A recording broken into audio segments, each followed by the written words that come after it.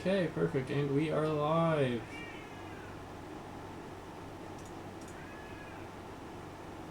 All right. Open all the draft links, so those are ready. Alright, cool. Superb. So it looks like... Oh, I don't know why it doesn't have me in spectator, but that's fine. I'm sure you can find your way there.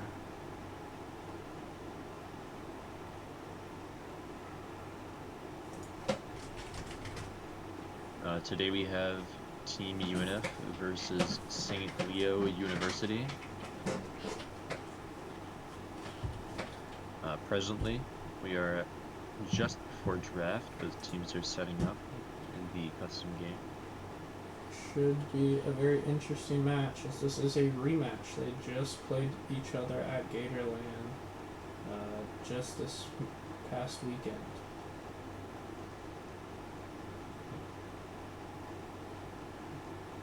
Team UNF did manage to squeeze out a win. It wasn't really a squeeze. It was a very, very confident win this past Gatorland.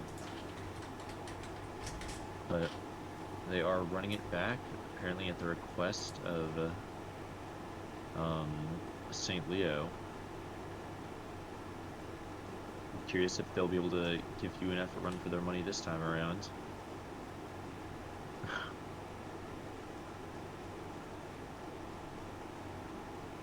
Yeah, it could. I mean, you never know. With the follow-up games, every match can have a different outcome.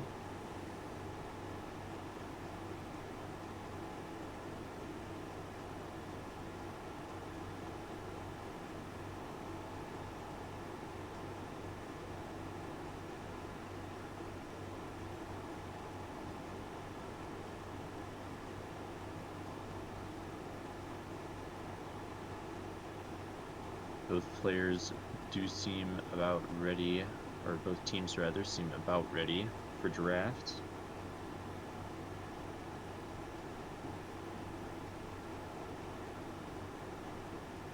Side select has been done. UNF will be starting on the red side this game. Historically, I think that UNF does quite a bit better on the red side, like noticeably so. So starting off on the red side will mean they get it twice for these scrims. I wonder if they just more often start red side and they're therefore more comfortable.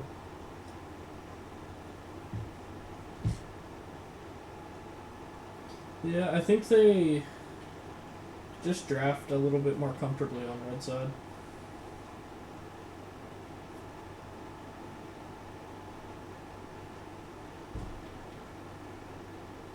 Alright, and here we go. The draft has started. Alright, instant Soraka boom. St. Leo does not want to deal with it, and UNF does ban the Rise going into this game.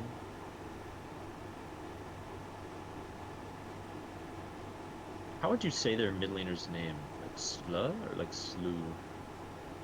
Probably SLU. Slew Ultra. SLU? Or OTR.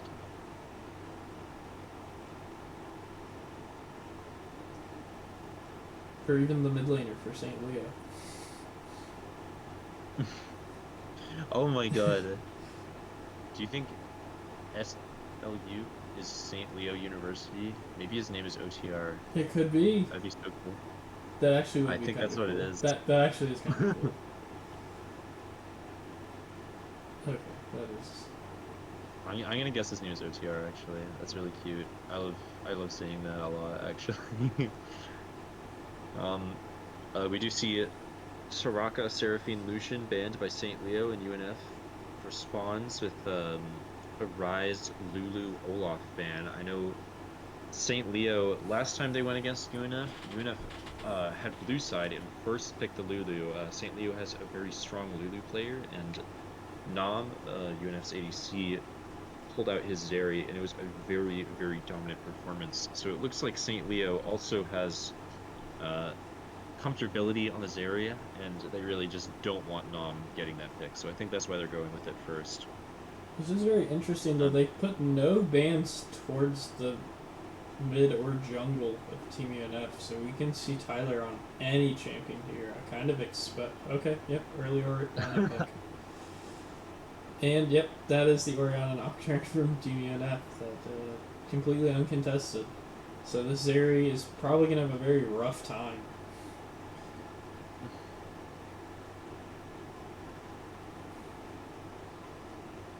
I was really expecting to see the Galio pick from Tyler because we don't see it open often. I feel like they'd want to jump on it when they have it available. But I guess UNF just had a plan going into this draft. They knew exactly what they wanted, and they were gifted it on a silver platter.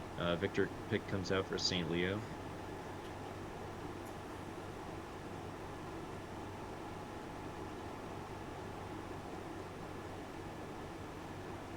OTR really is more of an ADC player than a mid laner, but one of his more played mid laners, I guess, is Victor, and I think the Ori is also up there. So it's kind of a steal on the end of UNF. They really get to choose something they want and deny St. Leo the Orianna.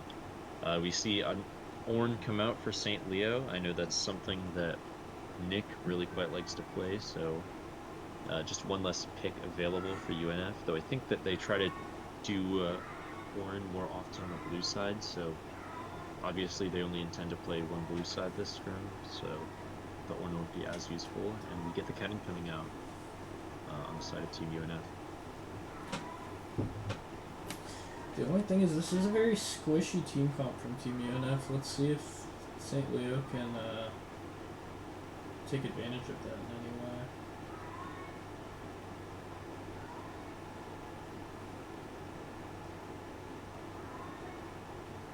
To see a Volibear band come out for the side of UNF, but not traditionally something that we see. I feel like normally the opponent ends up banning Volibear, but not this time around. It looks like he plays a lot of Volibear, the Zero from St. Leo. The seems like he plays a lot of Jarvan and Vi as well.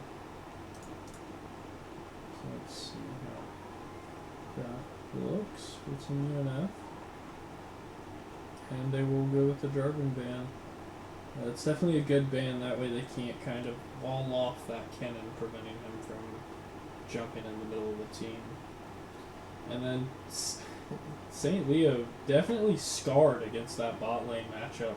All 4 of their bans so far have been targeting that bot lane, with 3 of them towards Amber Dragon. I think Amber Dragon has a lot of strength, a lot of presence in the support role in the game that they did play against St. Leo. Amber Dragon on the Lulu was it wasn't only a dominant pick because it took the option away from St. Leo.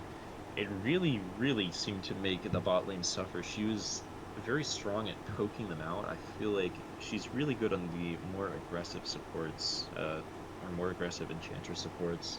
Seems to be almost her specialty. And we see Misfortune come out for the side of Team UNF, and Renata on the side of St. Leo. Sarah Renata is definitely an interesting choice. And they lock it in.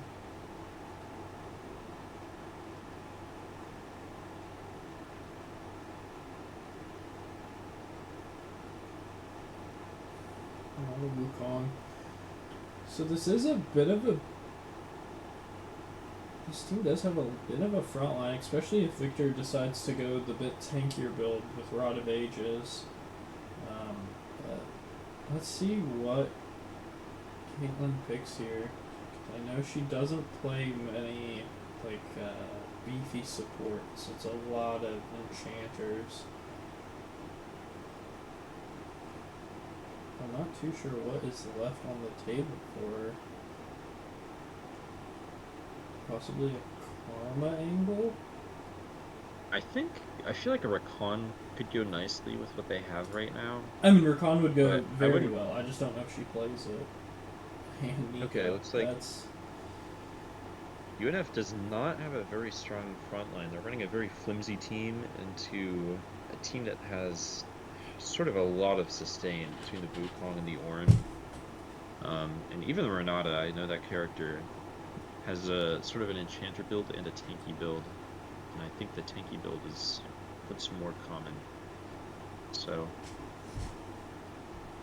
nothing. this will definitely be a little tough for UNF. I think that they're really trying to hope the uh, Paranoia Ori combo is what can carry them through this game. They just have to make sure the Wukong doesn't get too far ahead, and I guess that they can certainly do their best to make it work. Um, I have a lot of confidence in them. I know that they've played this composition before. I know Mike Beeston is very comfortable on the Nocturne. And while Jack Frost doesn't play Oriana a whole ton, it's a very safe character. Um, and he is quite good at it as well. Draft in game has started. This should be a very interesting game. It's really just if Team UNF can just one shot through their team, which honestly, with the team comp they have, is very possible. 5 very big ults on the side of Team UNF. But that Renata Ornn Wukong counter engage may be enough to avoid them all.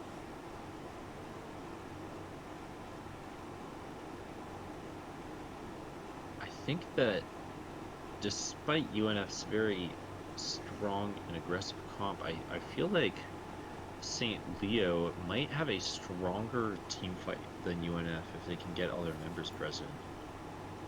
Um, it looks like the jungler for St. Leo canceled the queue. It seems like Tree 24, the top laner for St. Leo, is having a little bit of lag. Their computer died. So we will be taking a second just for this player to get readjusted.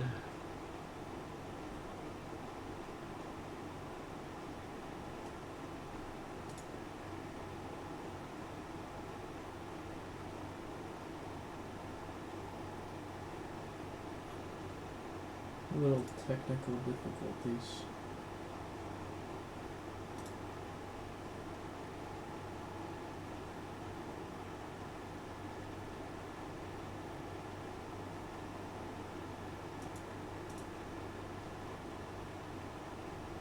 Now, I think, just to talk about something, I'm curious to see how this top lane will go, because I think that Kennen is generally a character that does a little bit less well into Ornn. Even just on the basis of Kennen being more of an assassin and Ornn being more of a tank, uh, their classes just lend towards the Ornn. But I think that Kennen has a kind of a tougher laning phase than most into Ornn, and I have full confidence in Nick to get out of it. I have heard tale that the top laner for SLU is a little bit, um, I guess, just a little bit worse than Nick. I feel like Nick is a superior player, so he could just be hoping to win off of mechanics alone. Their top laner is currently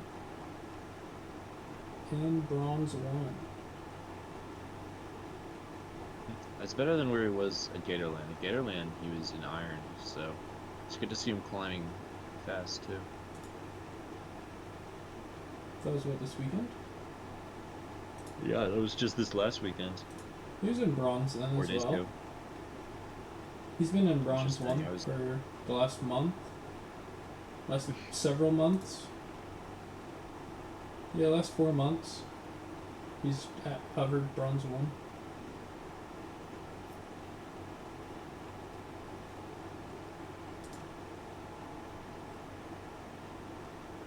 He has to swap PCs. Alright. We might be here for a little bit. Interesting.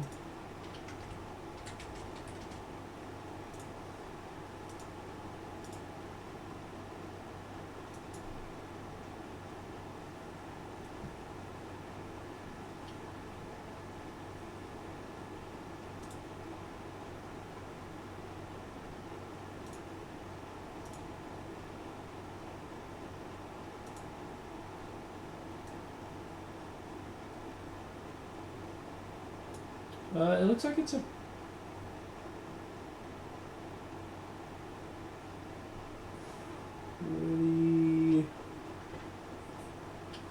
pretty 50-50 matchup. It seems to be a skill matchup when it comes to the Kennen versus Ornn.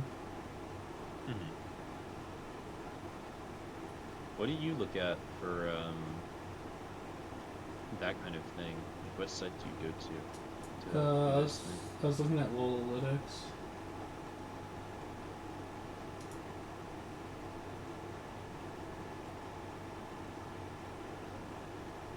I mean, it probably just depends on it, because if Kennen can land his stun at the correct time, Ornn can't use his ult during team fights, which is really good. I think that Ornn probably does a little bit better into Kennen just because he has an unstoppable. Ornn has the option to not get stunned.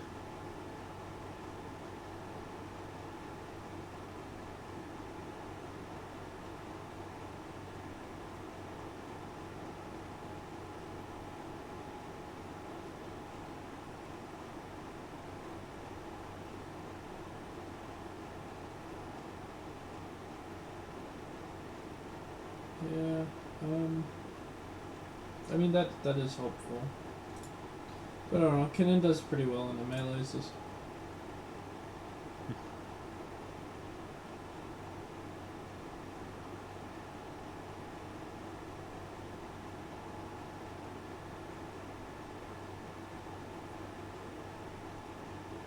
I'm really interested to see OTR's gameplay. This guy is definitely a lot more of a marksman player than anything else. Mid lane does not seem to be his preference almost, but here he is all the same.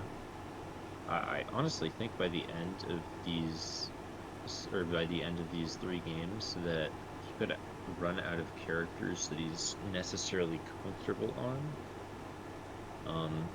And I'm curious how his team is going to work around his smaller sample size or champ pool size. It could just be that UNF doesn't end up snatching any of his characters or banning them out, but I really don't see a lot of what he could play. And I wonder if UNF is going to try to do anything about that or with that. They I may. kind of doubt it.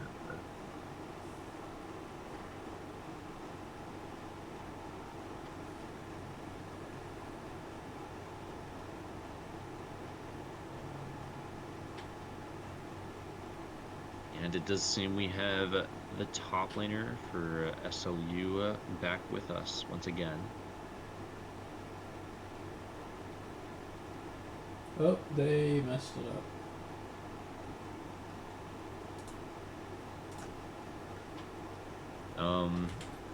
Yep, they realized.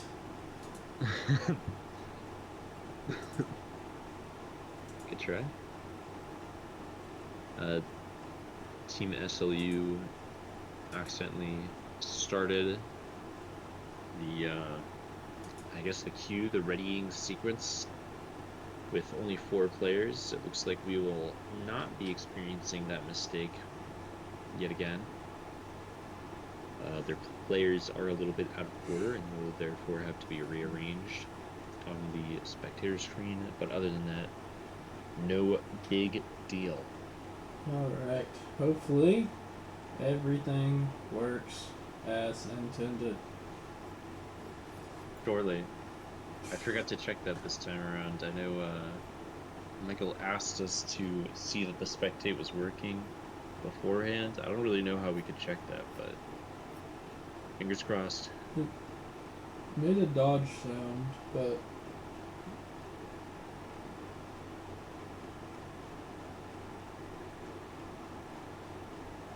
it's always something. I think right now we're just waiting for the players to load in, and then we get to wait for our lovely heavenly spectator delay.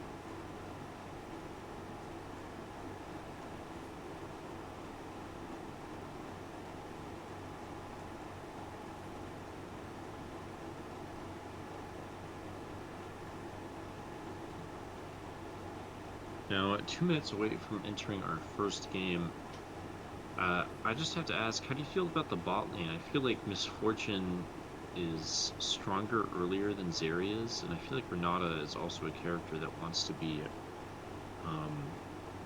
or that gets to be a little bit stronger in the late game than in the early game. I feel like UNF is going to have an advantage early on, and I feel like based off of the last time they fought this team, that's really going to be something that Nam can snowball.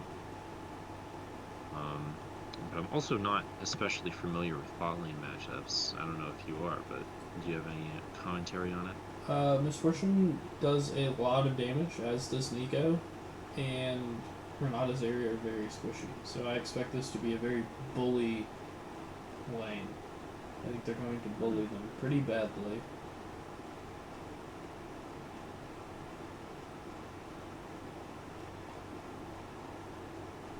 I think the Nocturne also tends to clear towards his bot lane, especially starting on the red side. I think that this Zeri and this Renata are going to have a very tough time in lane. I'm curious if he'll end up helping Orianna versus the Victor. I feel like it's a very like calm, sit back and farm kind of lane in mid lane. Obviously, Victor is a character that rewards aggressiveness a bit more than others, but I think we're going to see that manifest more so in ganks rather than lane pressure, lane combat. I mean, they're both just pretty slow control mages. I think that the mid lane will be pretty much just a farm lane.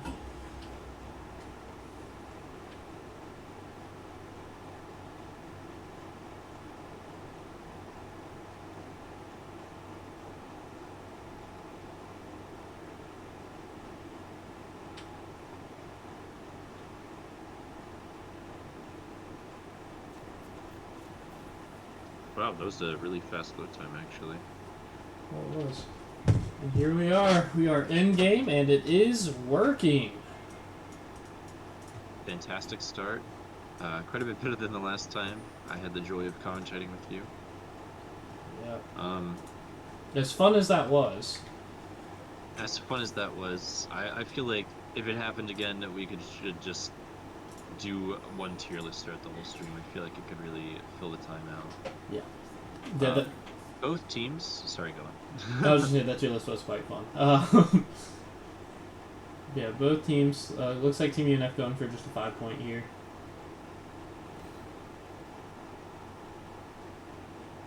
Wukong might be looking for something a little sneaky to start with his Nimbus Strike.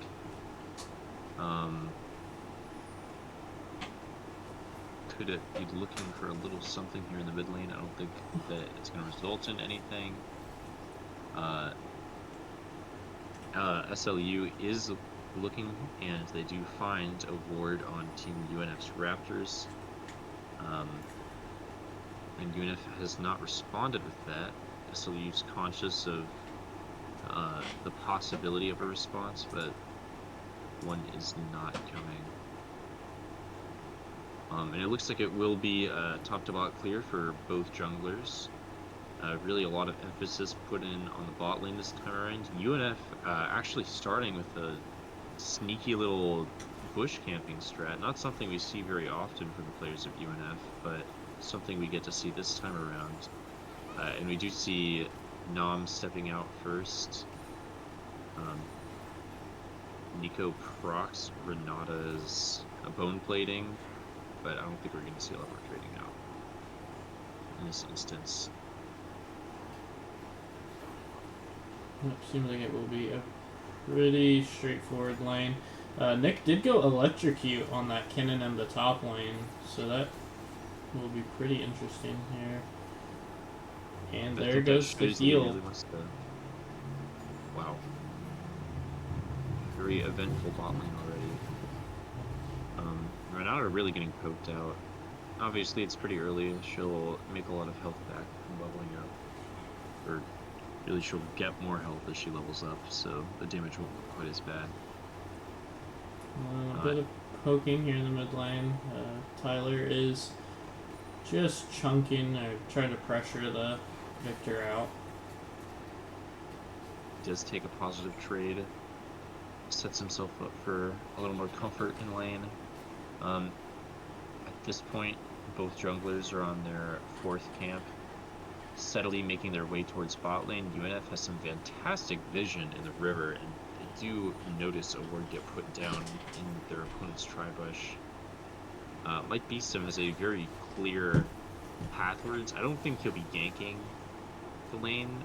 He might come in to protect it against a gank from the Wukong.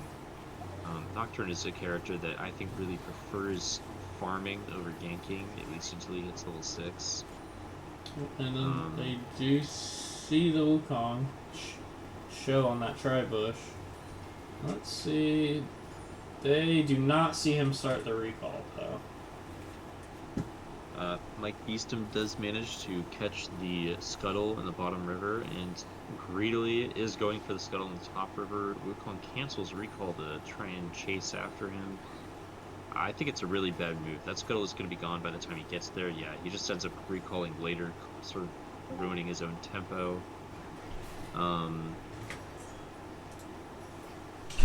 And Mike Beeston is now lurking towards the top lane. I feel like there is an opportunity for something here. But in the end, he just... Oh no.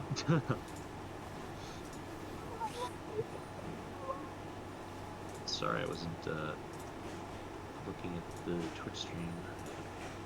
There we go.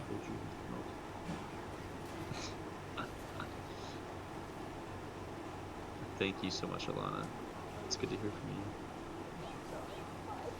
You're fine. Bye-bye. We do see OTR in the mid lane go down quite low just to command attack from Jack Frost.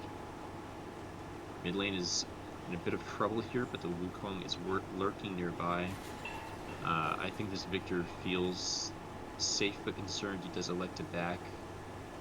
It's not a very good way for him to back on, so a lot more scared than I thought he was.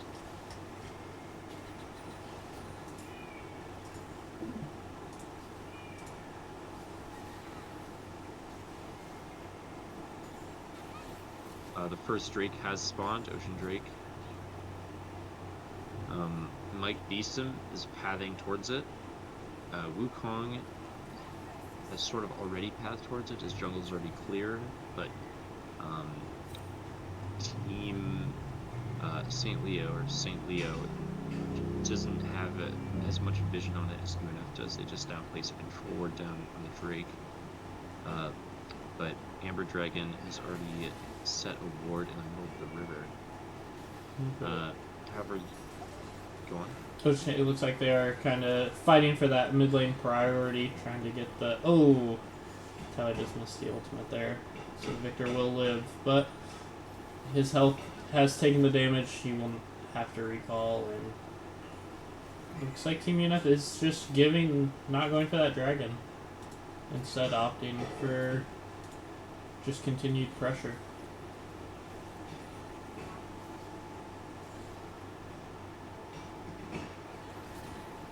It could be they just want to get a little bit stronger, farm a little bit harder. Already, Team UNF does have a bit of advantage when it comes to CSing in really every single lane. If the game just went on with no objectives being taken, UNF would have a confident gold lead. That being said, the jungler for St. Leo is lurking towards the top lane. Nick might be in a little bit of trouble here. Obviously, he is level 7. He does have access to his Slicing Maelstrom, and he does manage to get out. Mike Beestum comes into the top lane looking to turn it around, and Nick actually gets first blood on the jungler of St. Leo. And I think this orange should be following shortly after. Fantastic Duskbringer by Mike Beestum. And UNF is now 2,000 gold ahead just from that cute little play in the top lane there. Looks like there's going to be a small fight in this bot lane. The enemy support pretty low. May have to recall here. Otherwise, there may be a dive coming from Nom and Caitlyn.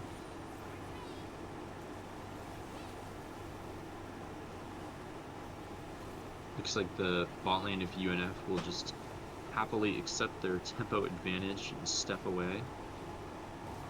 It looks like Team UNF is setting up to duke it out for this first Drake between Mike Beestum's clear and the bot lane's recall timers. Yeah, it's synced up quite well with their mid laner Jack Frost's recall timer as well.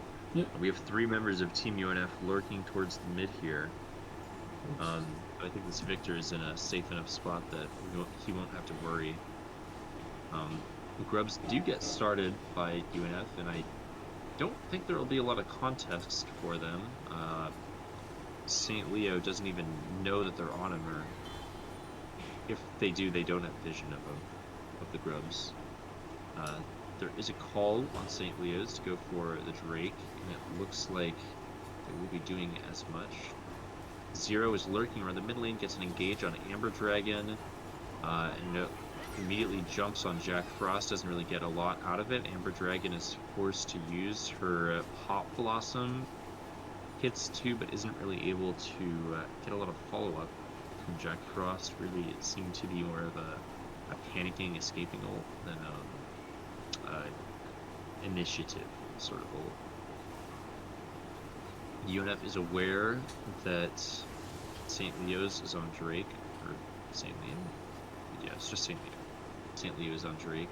Opts to give it up.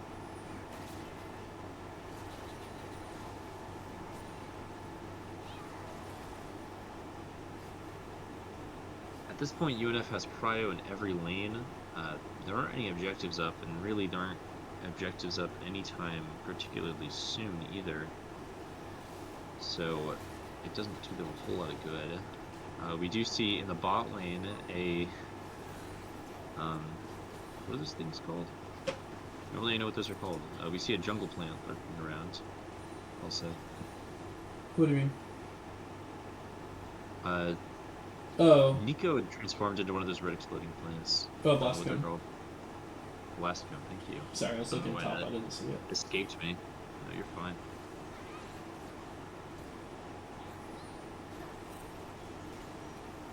Mike Beestum is lurking around the bot lane. He does have his ult up, so it could be that UNF is looking for something here.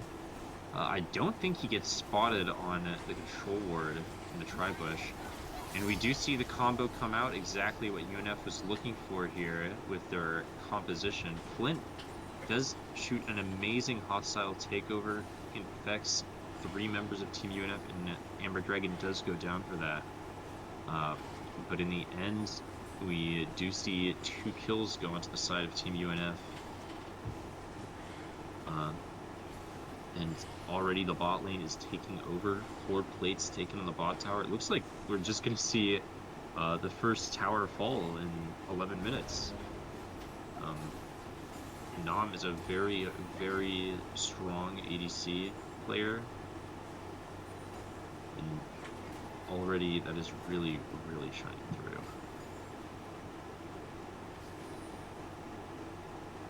presently has a 1,000 gold lead over his opponent. Jack Frost is also looking to have about 1,000 gold lead. Mike Beeston just over 1,000 gold lead. Support's around the same. Top, UNF is ahead. This is all around the board. UNF is doing quite well. Total 3,000 gold lead for the team. And with the bot tower already gone, we are seeing UNF's bot lane come towards the mid, and it feasts their eyes on the 3 plates that Jack Frost has left for them. Yeah, if Nam is able to pick up some of these mid plates, that gold lead he has, he's already at 1,100 gold up. That will only skyrocket. And the lane assignments for Team St. Leo are a bit rough, having that Victor and Zeri in the same lane. The Victor has started to find his way towards the bot lane. Jack Frost is about to get jumped by Zero and OTR. Is forced to use the command Shockwave, but does make his grand escape. It's just not going to be enough. Mike Beeston actually comes in with a save. Pulls up with the Stride Breaker and manages to keep Wukong off of his mid laner. Chases down the Victor as well and turns this sort of grab setup for Jack Frost into 2 kills for Team UNF. Really just a great play by that Nocturne. And a wonderful use of Paranoia. Yeah, that's a huge play for Team UNF there, turning what could have been a potential pick into a double kill for the Nocturne. Setting him ahead. He's about to back and really make the most of that gold.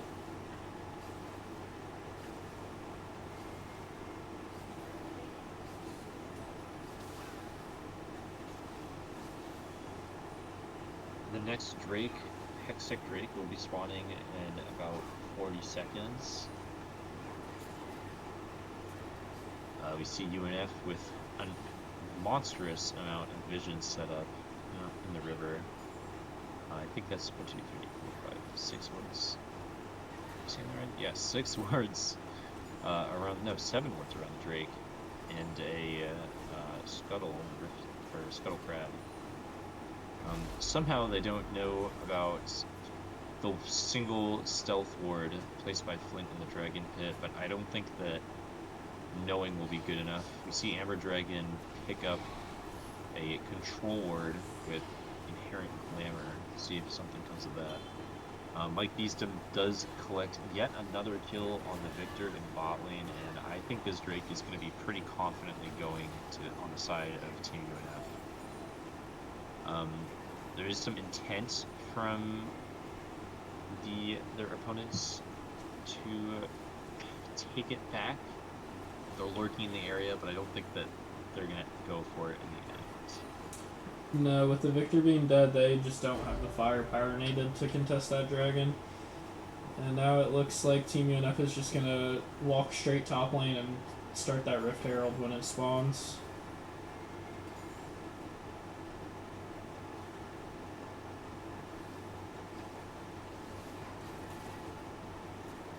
Once again, it looks like we won't be seeing any sort of contest from St. Leo.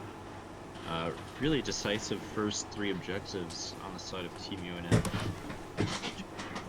I'm not exactly surprised that St. Leo hasn't been able to try for them. The vision setup is just so strong. There's always an eye on someone. And even the Nico is getting quite a lot of her passive, engaging on Zero, pretending to be Mike Beeston.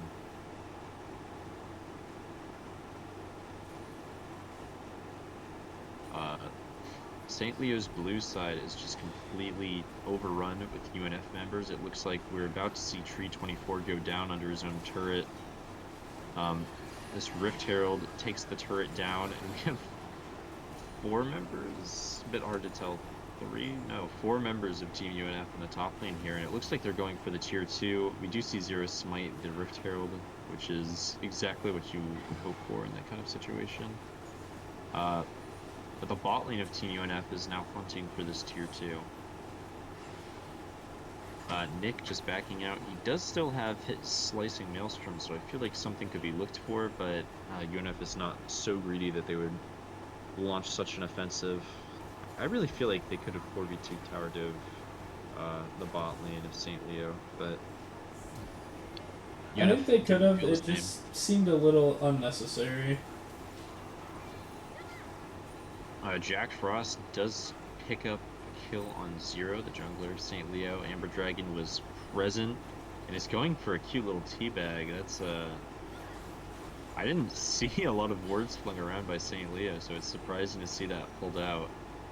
But the Pop Blossom from Nico, not even necessary to take out the jungler of St. Leo in that engagement.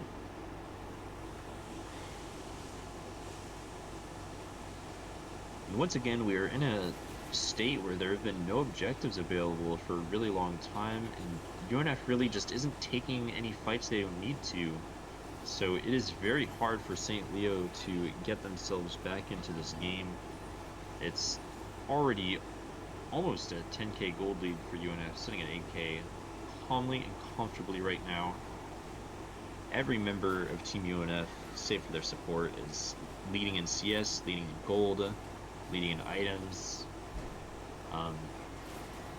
and it looks like a play is being set up in the bot lane. St. Leo is looking for Amber Dragon, doesn't manage to get her. We do see Amber Dragon forced to flash out. Really, I think normally a support's flash can tend to be a little bit less important, but I think that on Nico, you really want to save that flash for an offensive Pop Blossom. Obviously, she is on the verge of getting her rocket belt, but she doesn't have it just yet. We see another Paranoia Shockwave combo come in the bot lane. Victor is taken out swiftly and decisively. We don't have enough members here for Team UNF to take out this bot tier 2 just yet, but I expect it to be going down within the next minute or so. Yeah, it should be going down on this next wave. So that will be the tier 2 of both mid and bot lane falling to that Team UNF. And then Caitlyn will get the Zeri to half health. Unfortunately, the Pop Blossom doesn't catch anybody, but it does force the Zeri back and recall. Even Flash, it was a bit unnecessary.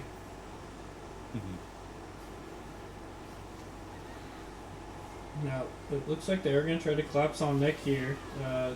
He ults immediately, chunking out the Wukong, but the Ornn ult catches him on the way out, and the Wukong, or the Victor's actually the one that picks up the kill there. Looks like Nick was just a little unaware of what was going around him for that exchange. I can't really blame him. The Drake is just now spawning, and the members of St. Leo are on the opposite side of the map for it. I think that death that Nick took really was exchanged for the life of this dragon. And now we do once again see a cheeky little Amber Dragon lurking around as a ward. She does not have Pop Blossom up, so it's hard to say what she's really looking for. A hostile takeover comes out from Flint, but really it's just Mike Beast and present, gives him a little bit of an attack boost. A terrible flash comes out from Batman, gets taken down immediately, and the members of St. Leo are just slinking away with their tails between their legs. I think this game is definitely over in favor of Team UNF. They're on the very, very cusp of 10,000 gold ahead of their opponents. Presently, 2 of their members are sitting on unkillable Demon King games this game. And I'm sure Nam will climb his way up to where Mike Beast and Jack Frost are. Atacon is about to go down on the side of Team UNF. Baron, 4 minutes away. I don't know if this game will last that long. I'm thinking UNF is a team that likes to sort of take their time and end with something like Baron. So we probably will see this game last that much longer, but I really don't think it needs to. Yeah, Team UNF is so far ahead at this point they can kind of just force fights and in the game if they so choose.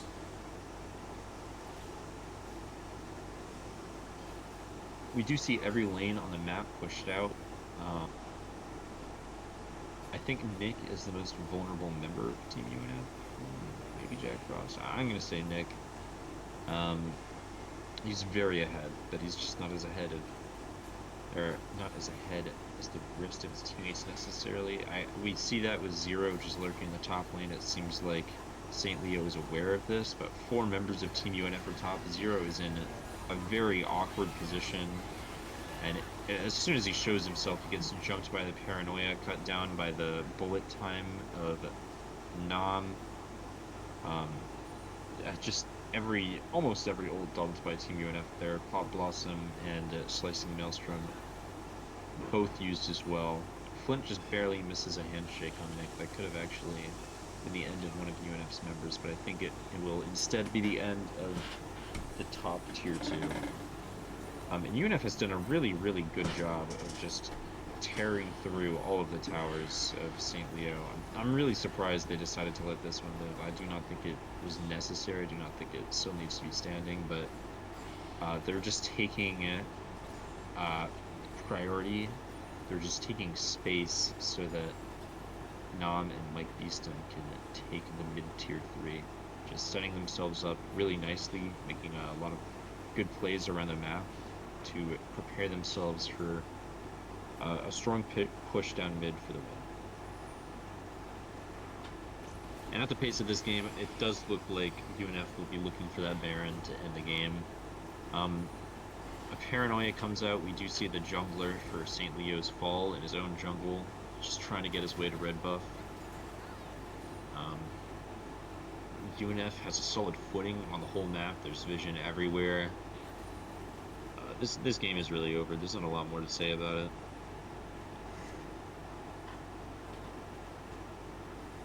Yeah, they don't really stand much of a chance at this point. They are 13,000 gold down. It is 2 kills to Team UNF's 15.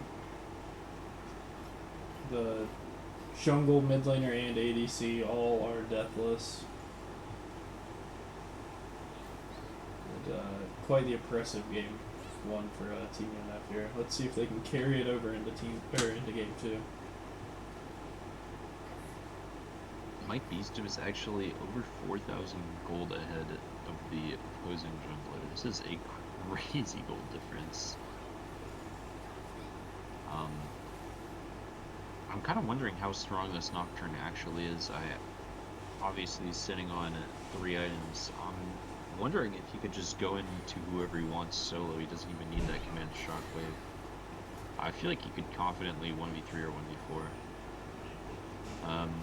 We do see Nick looked at. All 5 members of St. Leo are in the top lane at this moment. Sort of setting up for Baron, sort of looking for Nick, trying to catch him out. I don't think they're gonna. UNF took this time to try and push mid at him just a little bit, just to put a little pressure on it. And it looks like UNF is actually going to be looking for the Drake instead of the Baron. Obviously, they have the power to push their opponents off of the Baron. They're not necessarily worried about getting taken in the meantime. And at this point, they should have a pretty fast Drake clear just because of how strong each of their members are.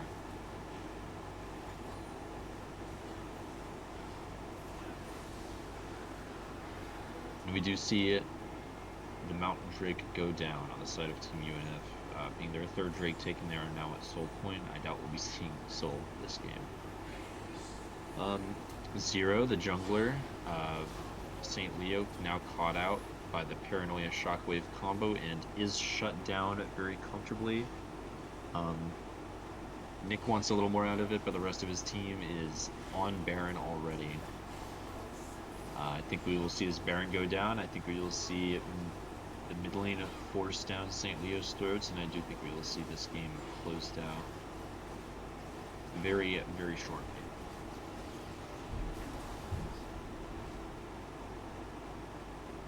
Yep, and the gold lead will only grow.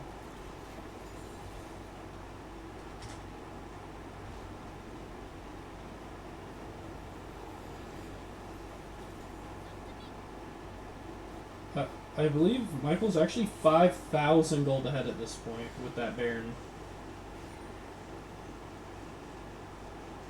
Is this the farthest ahead anyone on Team UNF has been ever? Uh, I think it probably is. Probably. I don't know that It's a for a long fact, but to be ahead. I believe so, yes. Starting right now, 5,000 is our highest point. Let's see if I remember that, I guess, in the future. But it's quite a lot. The paranoia is up. We are going to see someone on St. Leo die here.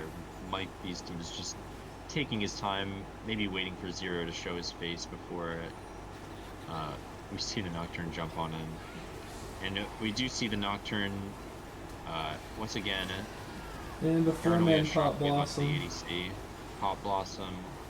A really great hostile takeover. Unfortunately, it was just thrown out a little bit too late. We do see one member of Team UNF bite the dust to the Arcane Storm, but in the end, UNF is just too far ahead. Tyler does lose his deathless game there, but other than that, it is a pretty decisive win for Team UNF.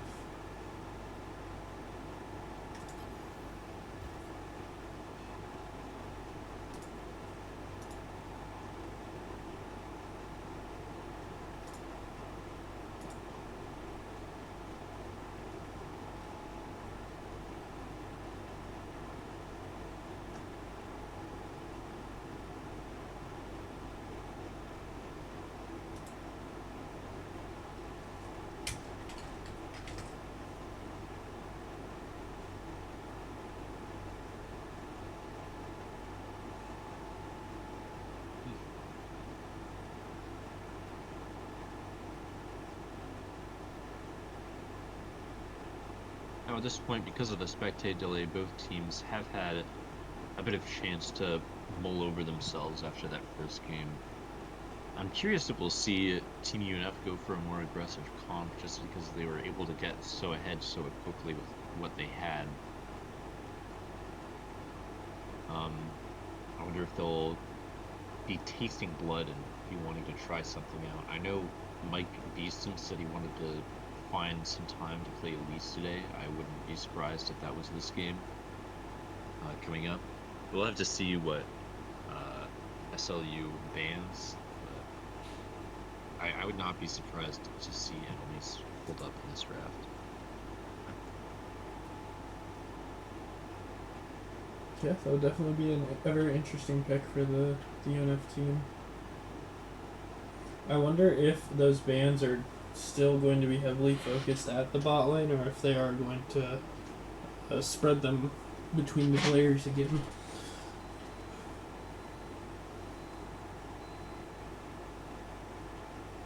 We do see UNF immediately ban the Rise, but St. Leo is taking a bit more time to think about it, and once again, just a Soraka ban. UNF additionally bans the Lulu this time around. When UNF faced against St. Leo last time, they first picked the Lulu when they were on blue side, so I was kind of expecting that to happen again, but it looks like we'll just see Lulu take up the ban slot every single time. And St. Leo banning the support of Team UNF out. Caitlyn is absolutely a monster to them. She cannot be dealt with. She's really just a monster in general. A very, very strong player. And thirdly, we see UNF ban out the Diego. Can't let any carries happen. The Olaf does slip through this time around at the request of St. Leo. And St. Leo does have the same first 3 bans. UNF does first pick the Olaf. Couldn't have been something St. Leo was expecting. I think this is in the top lane. I can't remember if I know UNF discussed the Olaf, but I can't remember if they discussed it being in the jungle or in the top lane. I know Nick has a bit of time on the Olaf. He knows what he's doing to some degree, so I wouldn't be surprised to see him do something special here. And the immediate Trundle response makes me think that St. Leo's top laner really knows what he's doing. This could also be the Trundle jungle, but I think St. Leo's top laner, Tree, really probably understands the matchup quite well if he was able to lock in the Trundle so quickly and so confidently. I think it'll Just a just be ton the of blue Trundle buff. matching the Olaf wherever he may go, whether it's top or jungle, as they're both kind of flex picks. Nope, that. I guess both of them are kind of flex, but I believe that is the Olaf top, Volibear jungle. And a Zillion pick. Very interesting from this UNF team. Honestly, I am so excited to see it. I think that Zillion is maybe my favorite character to play. I think you can only have a fun time with Zillion, and there is a time way earlier, like several months back, when I was watching UNF and they went against a team that ran, I think, Olaf Volibear Zillion. It might have just been Volibear Zillion, but uh, the Zillion speed boost on the Volibear Q is just such a solid cage. I think that this Kai'Sa is about to have a very rough time. Both Kai'Sa and Karma, I think, are picks that are going to really struggle into this Volibear's engage. I don't mind the Karma as much at all. Obviously, a character that outputs as much shields as she does will be pretty solid, but I think that UNF has a very strong set of their within their first three characters. It feels like they know exactly what they want to do, and they have a very straightforward shot getting to it. I don't think the Trundle really nullifies what they want to go for enough. Obviously, between his Dominate, between his Iceberg, Icicle, uh, there is a bit of counter dive in his kit, but I think that this Volibear is just going to run down whatever he chooses. I'm curious to see if this Volibear ends up going top or going into the jungle, because obviously Mike Beeson is very well revered for his Volibear, and St. Leo is really not respecting any of anything past the bot lane. I think it could be getting to Mike Beeston's feelings. It could be why he pulled the Volibear out. He wants to make them a little bit scared. Wants to make them really look at him. He's feasting for the spotlight, so that could be why it's here. But I guess we'll find out. Meanwhile, while I've been yapping, we do see the bans come out on both sides. UNF bans Jason, Syndra. St. Leo bans Hui and Annie. Very mid lane centric bans. And we see the Veigar come out on the side of St. Leo. This is what was played the last time that UNF went against St. Leo back at Gatorland back on Sunday. And I don't think Jack Frost really had any trouble with it. I think that the Veigar was the strongest member of their team, but St. Leo was just so behind on Sunday that it didn't really... Being the strongest member was still weaker than UNF's weakest member. The LeBlanc comes out on the side of UNF. That's definitely a pick I have never seen Jack Frost play, and I would not have expected him to play. But it is definitely a pick that's strong into Veigar, so I hope that he pilots the champion well, because if he does, he'll be a treat to watch. I mean, LeBlanc is fairly strong into the Veigar, but it's not as strong as you think because the W, like going forward on the W, does catch the cage. So if Veigar cages correctly, he can stop the burst. But he is squishy, so he can't just be one shot.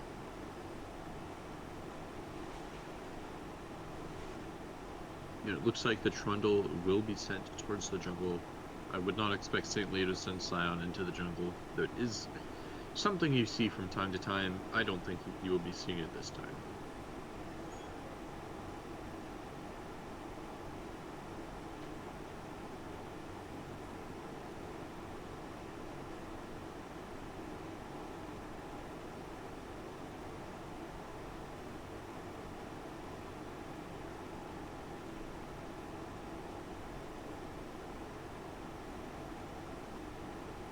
Alright, And Bob will be playing Lunara this game. Yudara has been massively buffed in this most recent patch. I think that Nam will be very capable, very strong on her. I look forward to seeing him play with her. I think that she's a champion that fits very well into what he likes to play. Just between the Zarya, between the Misfortune, champs that really. I feel like Yunara is a very front to back ADC, which obviously a lot of ADCs are like that. But I think that she fits in well with what he likes to play. So I think we'll see him perform quite well on her.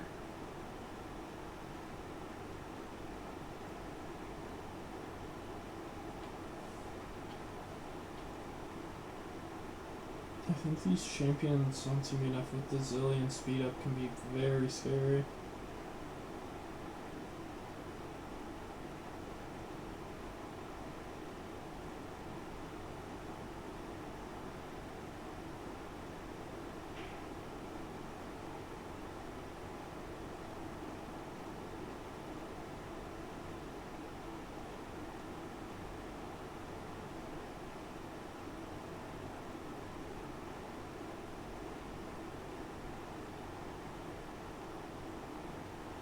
In-game draft has begun.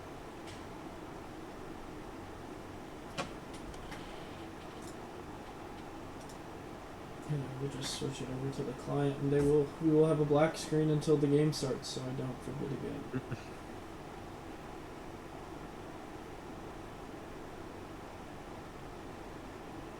I would be happy to remind you.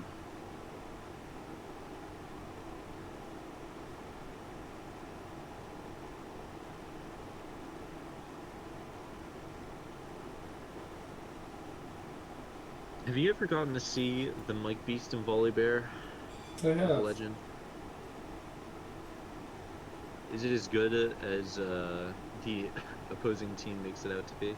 I mean, I haven't actually gotten to watch it, I think, so. He is very good at Volibear, and Volibear is a very strong champion.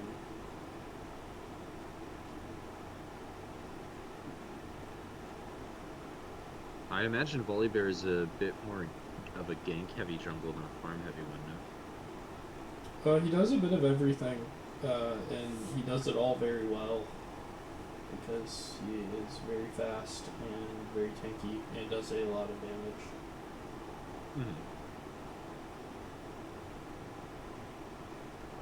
Do you feel like the Karma and the Vagar and the Trundle are enough to sort of deal with him? I feel like both the Volley and the Olaf have very similar ways they want to play this game out, so I could imagine it being tough to deal with both of them at the same time, especially with Olaf's R making you unstoppable. I don't really know what St. Leo necessarily has to deal with that.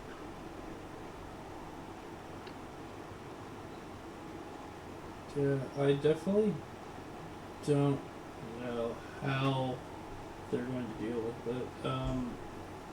I think the LeBlanc pick is actually a little difficult here because of how tanky some of these characters are going to get. Trundle Scion are very difficult to one-shot, and then anyone with that Karma Shield is going to be very difficult to kill.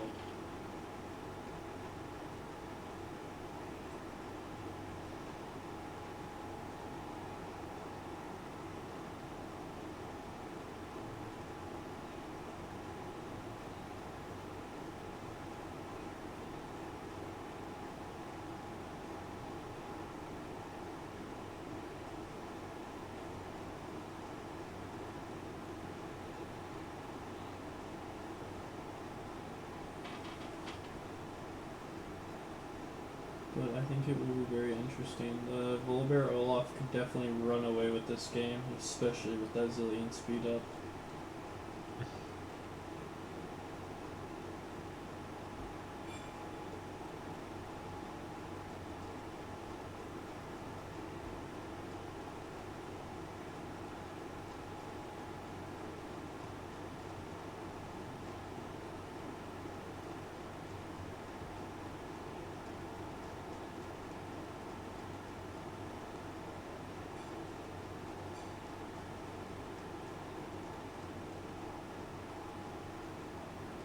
Can you hear me all right?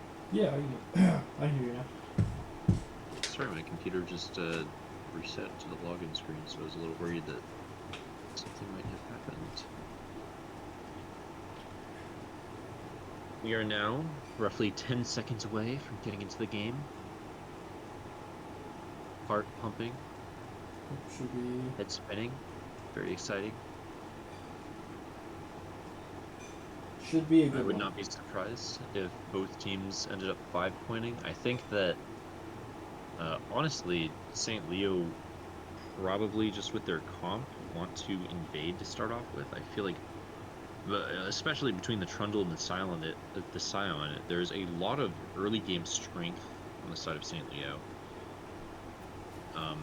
And despite not having an engaged support, I think that they have a very, very, very strong level 1. I almost wish that they had gotten an engaged support just to help with this incredibly strong level 1 they have going for them.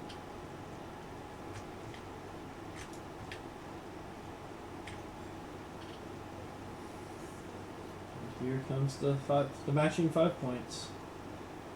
Yeah. Despite it all,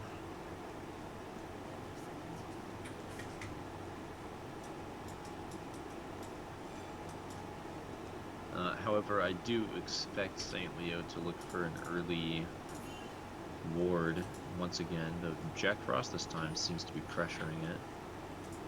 And Zero does dump his ward in the middle bush. So maybe we won't be seeing early vision on the side of St. Leo.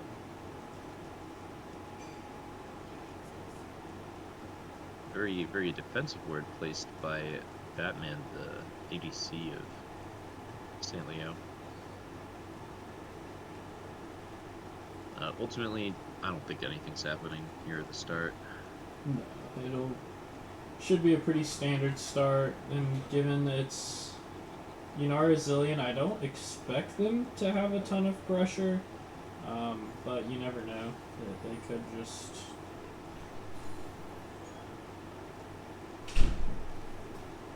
kind of beat them. And the early electrocute trade for the LeBlanc into the Vagar, getting those early pokes in. Looks like the OTR also took electrocute on that Vagar, which is a bit of an interesting choice.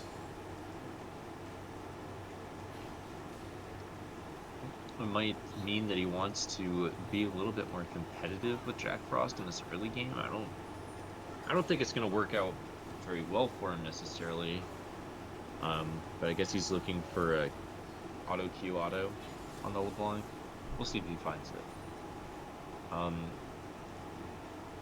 Now this game, very interestingly, Mike Beeston is clearing towards the top side of the map. Normally we see both junglers going bottom, but this time it's just the Trundle. And Jack Frost does get a ward on the blue buff, on his opponent's blue buff.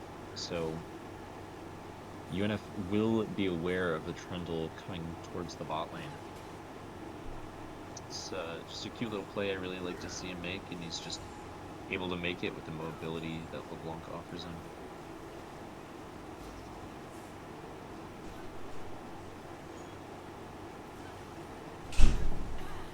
Presently, the top lane is actually looking to be in favor of Tree 24, piloting the Scion.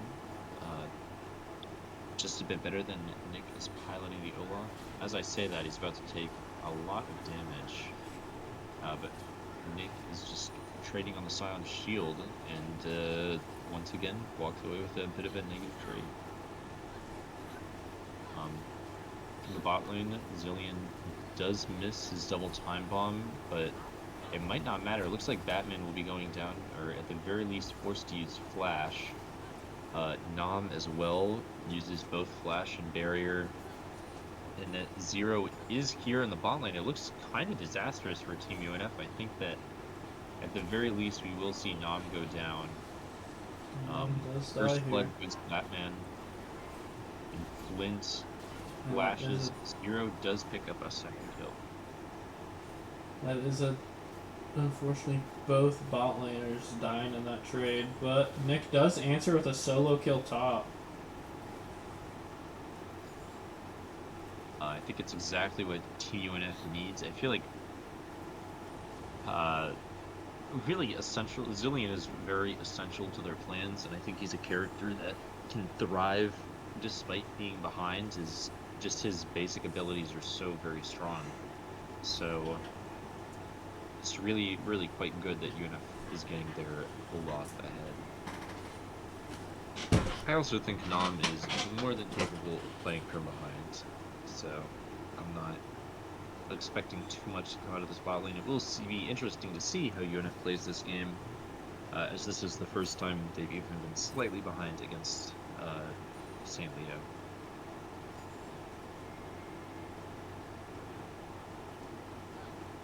The first Mountain Drake has spawned.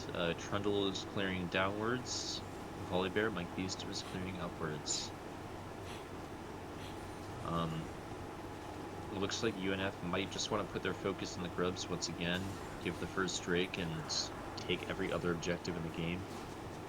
Nick is trading on the Scion 324, but he's trading with quite a lot of the wave hitting him, so it ends up being a little less positive than it could otherwise be.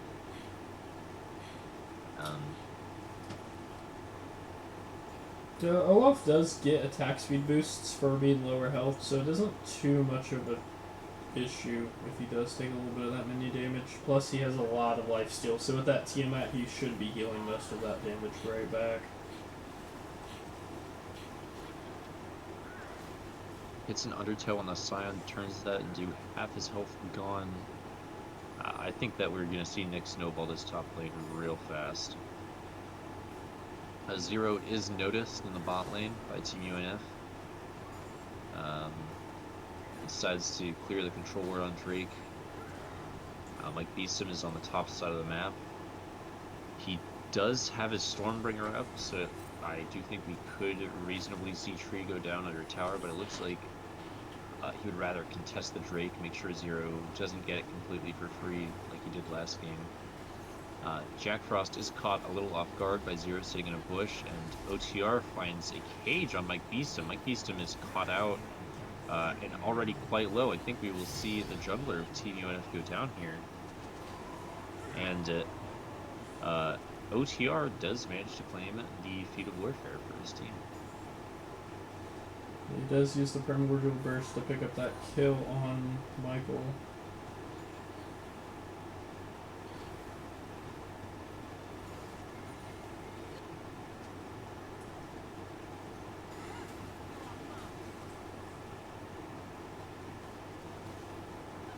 In the end, neither team gets the dragon. The junglers once again reset to their very first clear. Trundle going top to bot, Volibear going bot to top.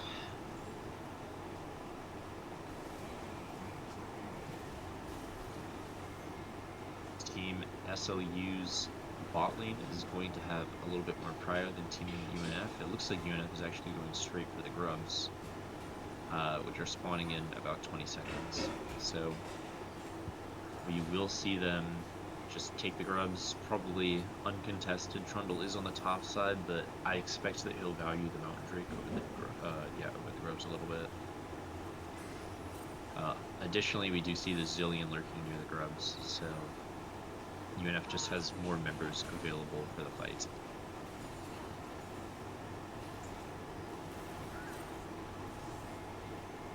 Yeah, then they will be able to pick that up, and then Team SLU will start the dragon in response.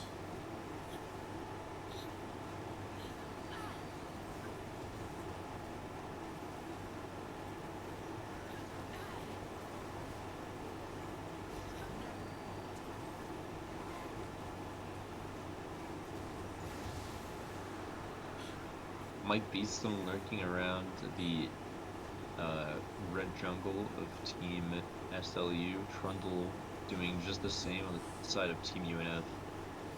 Volibear doesn't find anything, but Trundle does. And it looks like Mike Beast is considering a tower dive towards the sun, but elects against it, just decides to go into his own jungle.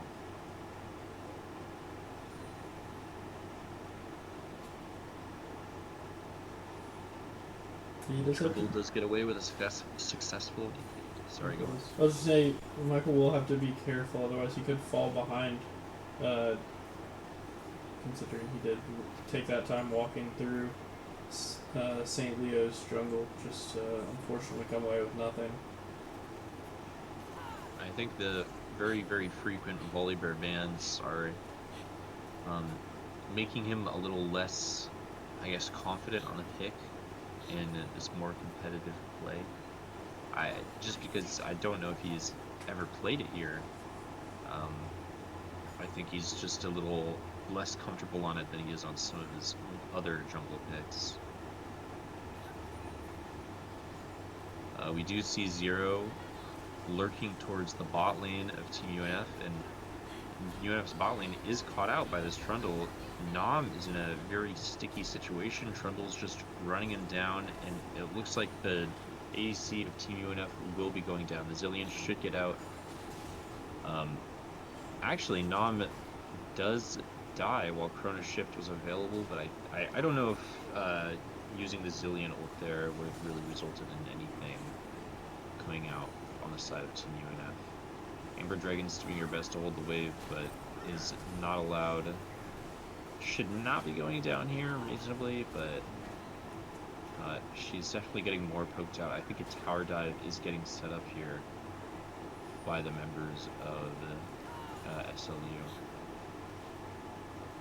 Yeah, luckily Nom does come back just in time to catch that Trundle, but he may just die as well in this dive.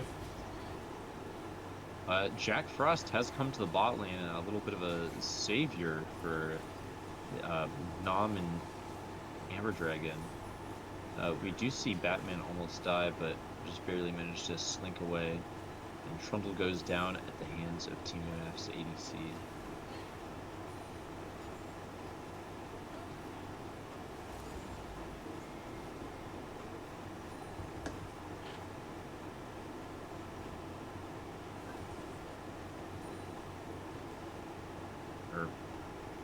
Actually does not go down at the hands of the ADC, goes down at the hands of the LeBlanc, who has started Malignance.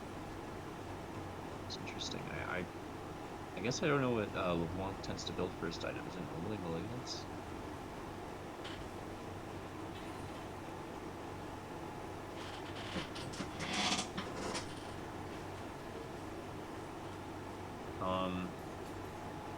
We do see Jack Frost sort of step towards the top lane, but nothing comes out of it. Tree 24 just ends up backing away a little bit too soon.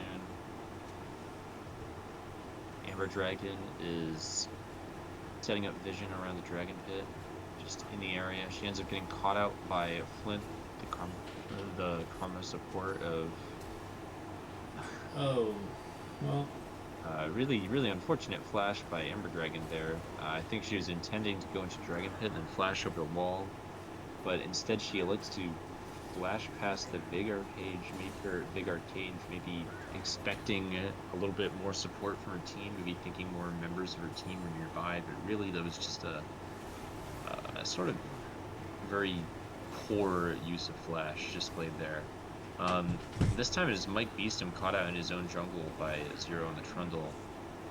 And we do see him forced off of his red. Flint is also here to help. Amber Dragon is walking towards the red pit with her Yunara, but I don't think they'll really be able to kill the Trundle. I think this is just sort of a waste of the bot lane of UNF's time. In the meantime, Mike Beeston is looking in the red jungle of his opponent. Amber Dragon and Jack Frost take a 2v2, turns into a 3v2, turns into a 4v2 in the bot side river, and we do see Amber Dragon going down. It could be that she's a little bit less comfortable in Zillion. I know she does. Oh, she doesn't actually end up going down. She does get out. But I know she does prefer to play Enchantress supports, but I've never seen her on Zillion, so it could be that she's just not as well learned with the pick. And Nick does get another solo kill in the top lane. It looks like the second Drake will once again be going to Team SLU, and it also looks like the first turret will be going to Team UNF. Nick here has a very significant lead over his opponent. Tree 24 is having a rough time against this Olaf. Mike Beeston is sneaking and lurking in this top lane. He really, really wants the sign kill. He's been sitting AFK in this bush for the past minute now. Really, really quite sad that they end up not getting it, because it is just a massive sacrifice of tempo by Team UNF's jungler, who's already quite a bit behind the jungle. UNF is still very ahead of their opponents. Nick really, really strong this game. Really the strongest member of his team, the furthest ahead of his lane opponent. I do think that this Olaf is going to be an issue for Team St. Leo's, especially since not a lot of their character picks are especially mobile. I think that the Olaf has a great ability to just run through their team with the Ragnarok, and I think we're about to see it happen. We are definitely about to see that happen. Ragnarok is clicked. We see the Stormbringer come out from the Volibear as well. Ragnarok actually runs out of time, but it's already way too late. Nick manages to take out the Trundle. Scion has been chunked quite heavily, and his passive does run out. Amber Dragon is looking for a little bit more.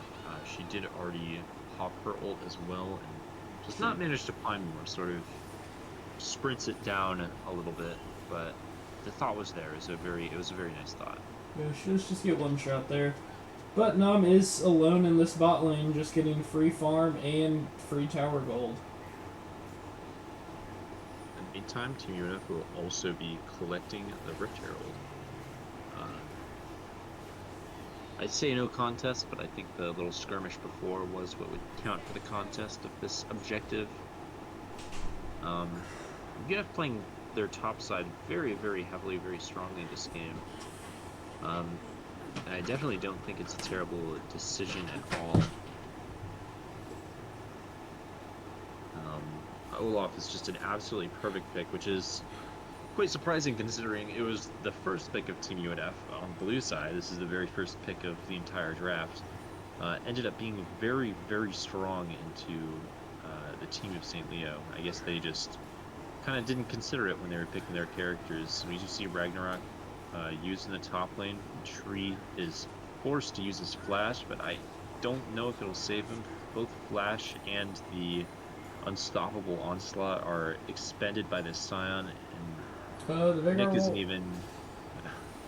Well, I was gonna say Nick isn't even in a state to die, but OTR lurks up the top lane, busts out the primordial burst, and puts it off in his place. Amber Dragon, that's a kill on St. Leo's ADC. OTR gets jumped by Mike Beeston. It looks like we will see the Volibear get dangerously low. Zillion does have his Chrono Shift available, and Volibear will be getting revived here, but immediately cut down once again. Zero does overextend a little bit. Nam is able to take great advantage of it, cuts down the jungler of St. Leo, almost manages to kill the Veigar. Jack Frost comes in, manages to snipe the Veigar at the very end. And in the end, it was one member of Team UNF lost and two members of Team St. Leo lost. Tree does decide to TP out of top lane with a few weaknesses of Olaf, is that he doesn't have any forms of hard CC, so Scion is able to just TP away there.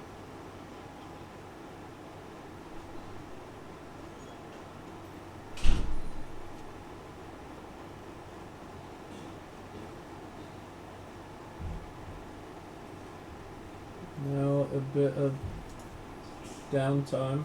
Nick just hitting that top tier 2. Looks like OTR will come stop him, force him back.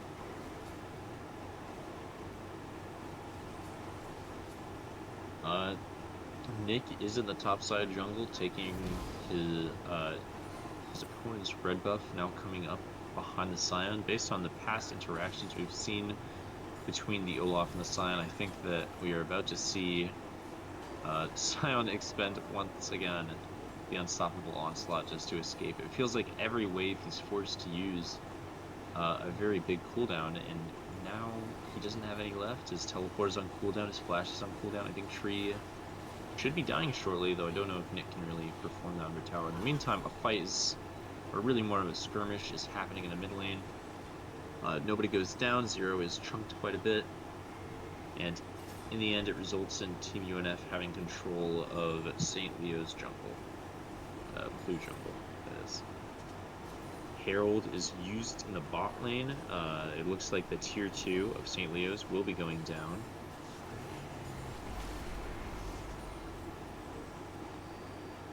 And that's it for the Rift Herald, cut down by the Dark Matter of the Vagar. Zero offers himself up to Mike Beast, and perhaps not expecting to get quite as terrorized as he was. The Chrono Shift expended on the Volibear. Vagar just isn't as aware of the timing as he ought to be. Probably could have ended up killing him with a Dark Matter, but in the end, Volibear escapes it.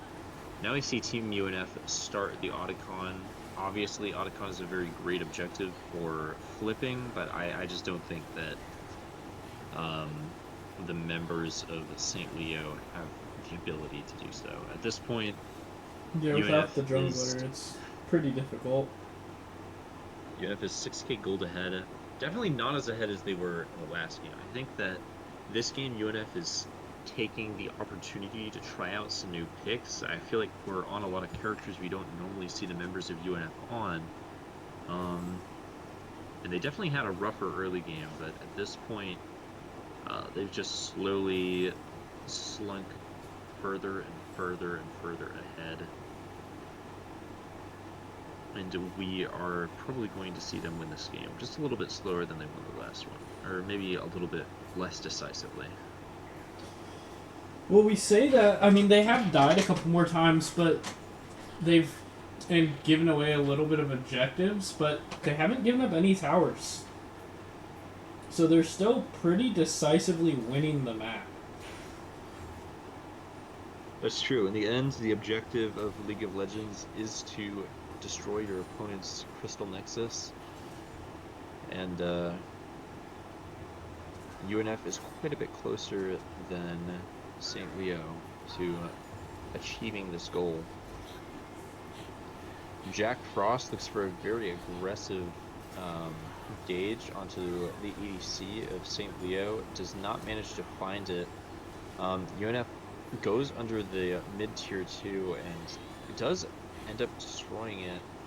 We have a 4 versus 5, or no, very nearly destroys it. In the meantime, Nick is just silently sneaking through top lane, taking turret after turret, but we also see the mid-tier 2 eventually destroyed. And Zero does get caught out and cut down by the members of Team UNF. Additionally, Nick is running through the back line. Ragnarok activated, now deactivated. We also see him ghost here. And it very nearly kill the ADC of St. Leo. Nick does get the Chrono Shift. Scion mistimes the decimating smash, and Nick is able to escape with his life. Just barely. And the bot lane inhibitor tower will fall. Looks like Team UNF is going to stay in order to take the inhibitor as well. I'm almost surprised that UNF hasn't gone for the mid lane inhibitor turret. But I guess they're just feeling a little bit antsy, just a little bit ready to escape the situation, just with the Trundle respawning and all. Chemtech Drake is spawning in about 30 seconds. We will see UNF try to go for it. We do also see Trundle Zero, the jungler of St. Leo's, on the bottom side of the map. Could be that St. Leo wants to look for this Drake, but judging by their jungler's pathing, we will just see this go straight to Mike Beast, and this is yet another Drake on a long line of Drakes. they go uncontested in favor of Team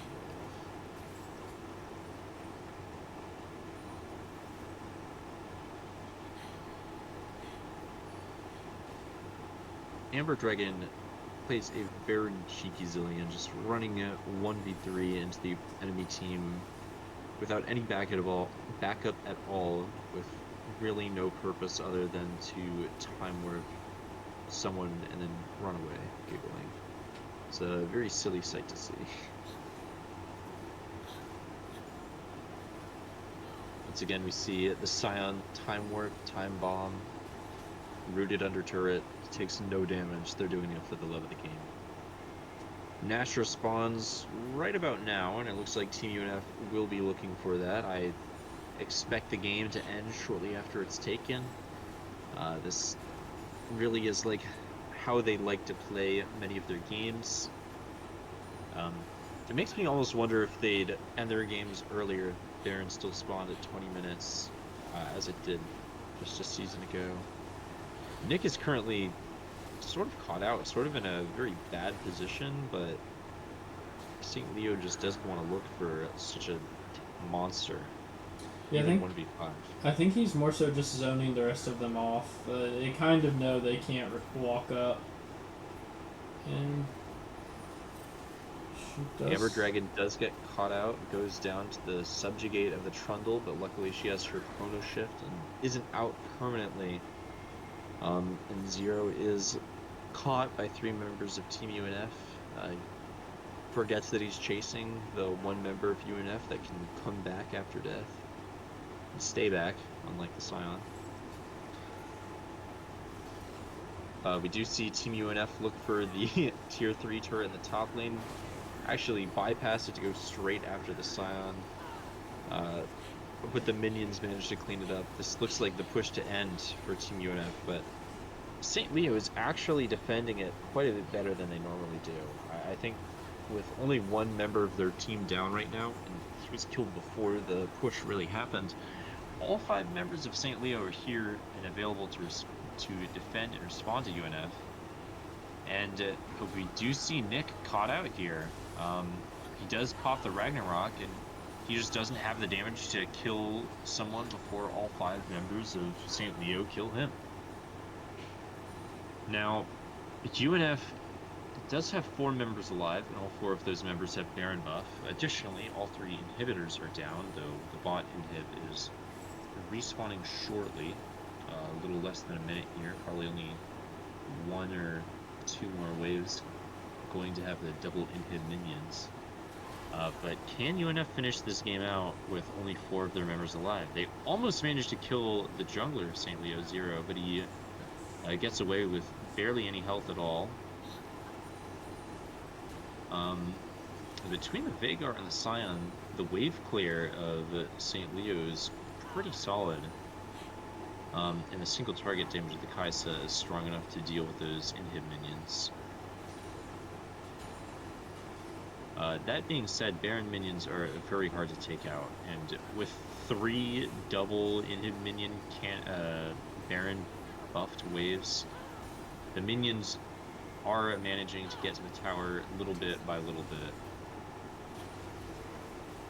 Oh, an amazing 3-man stun by Amber Dragon.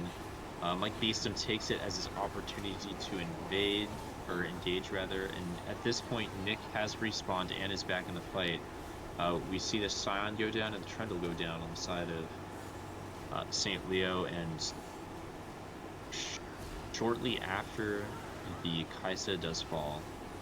And that is And game. once again, UNF has a very, very strong victory. I think this game looked a little bit better for St. Leo, I'm not going to lie. It definitely was a very UNF favored game, but St. Leo sort of held their own a lot longer, which it wasn't super long, but it was longer, you know. And this time, it was actually Tyler that went deathless.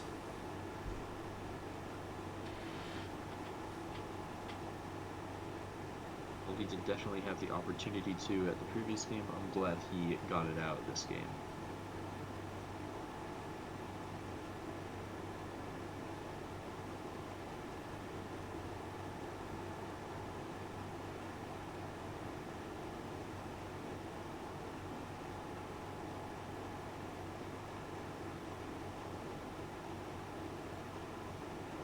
Now, both teams are getting onto their respective sides. We will see UNF finish this three-game scrim off with the red side finish.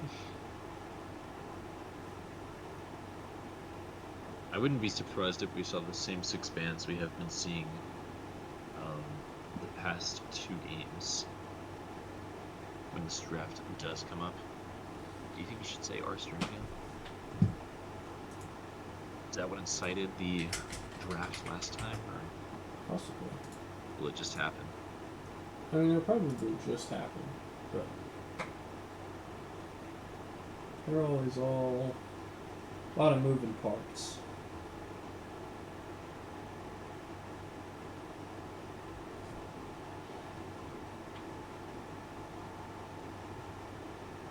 Now, actually, UNF did go for a more aggressive comp than their Game 1 composition, I would say. Obviously, they were playing a very dive comp in Game 1, especially with the Nocturne, Paranoia, Shockwave combo.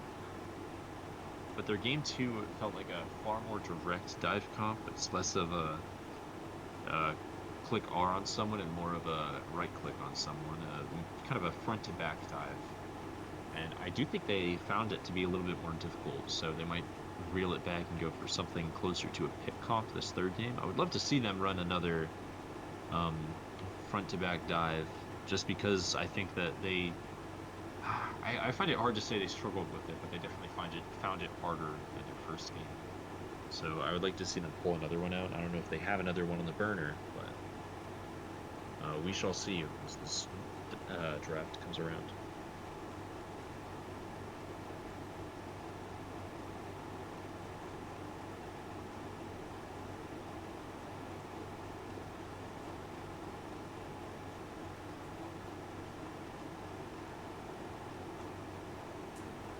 SLU has signaled that they are ready for the draft.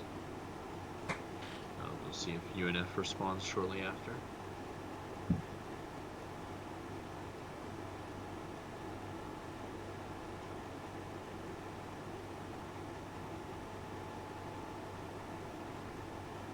And I will ask you to forgive me for just a second as I step away to get a drink.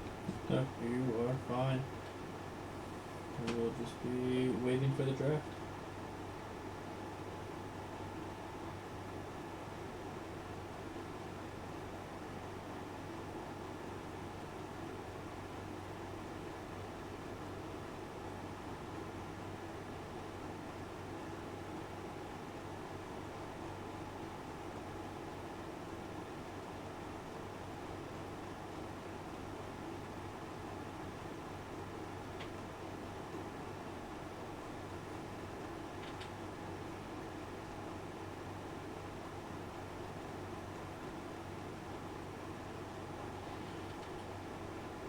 Draft has begun. St. Leo's currently in their banning phase. And we do see the Soraka come out after a split second of hovering Swain, just a little misclick. And UNF responds with a Lulu ban. Seraphine, Rise, same thing we've seen up to this point. Very rapid fire. Once again, Lucian banned by St. Leo, Viego banned by UNF. It's a very, very predictable set of bans, exactly what they've been fearing this whole time.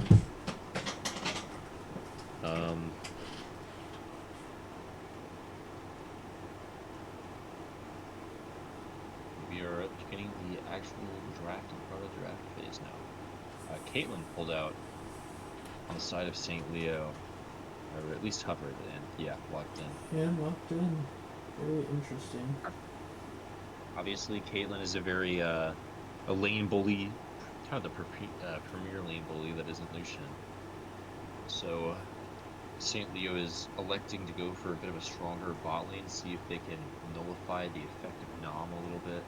I do think Nom didn't have nearly as strong a presence last game as he normally does. Obviously, he had a couple of very great plays, especially 3v2 in the mid lane when he killed the volley bear and didn't lose any other members of his team. I thought that was a very mechanically well played by him. So it could be that St. Leo just wants, they appreciated how last game went and they want to keep it going, sort of with the pressure in the bot lane. UNF locks in the Echo and Yazir. Echo, definitely not a character I see Mike Beeston play around with a lot. I'm a little disappointed that we don't see the Elise coming out here in this scrimmage, but it just wasn't meant to be. It could be that Mike Beeston really just wants to try out a few more assassin junglers. I know he's been feeling a little bit stuck, a little more of a supportive role than a, hey, look at me, I'm killing people role. But it could be that he's trying to get his fix with these few picks. Syndra and Gwen coming out for St. Leo. Gwen shows in this early makes me think that she's in the jungle. I feel like Gwen is not a character who generally wants to be blind picking.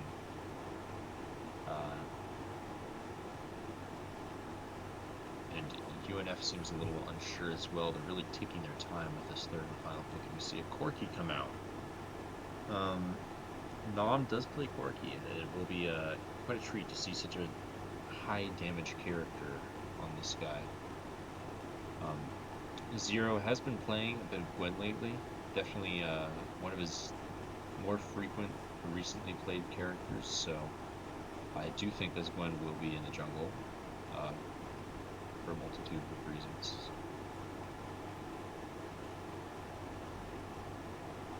And I am sure that UNF is aware of it as well.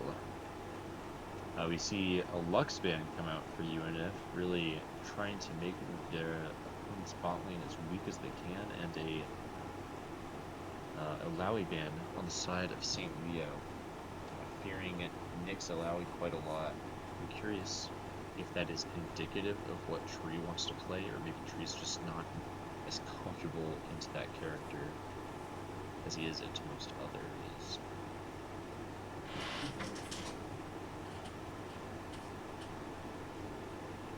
We see that followed up by a Yorick ban by Team UNF and an Ambessa ban from St. Leo. In this game, we do see at least Yurkan Hubbard on the side of UNF. I'm super surprised if they're willing to play it, that they weren't more willing to play it in their dive comp where they needed some front line, but I guess they just knew they wouldn't need it in that dive comp. I guess they rather had the Zillion for the speed boost and the revive.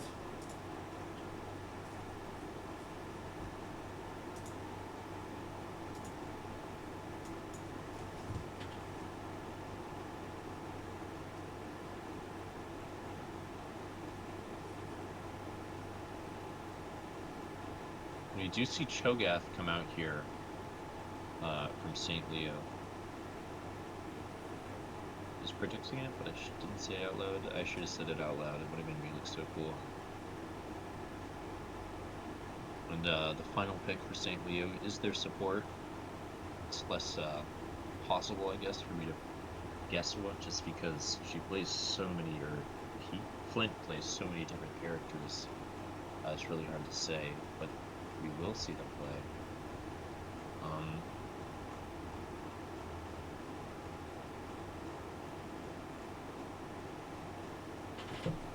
So it will be Cho'Gath Gwen jungle? Or is it Cho'Gath jungle? I'm guessing Gwen jungle because they reverted her changes.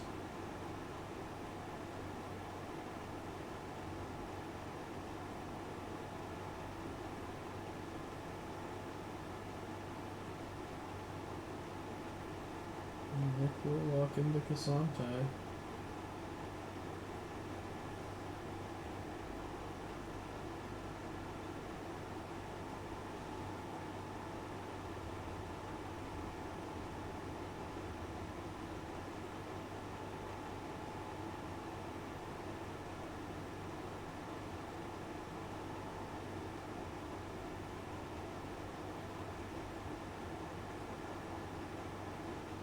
Alright, and the in-game draft should start.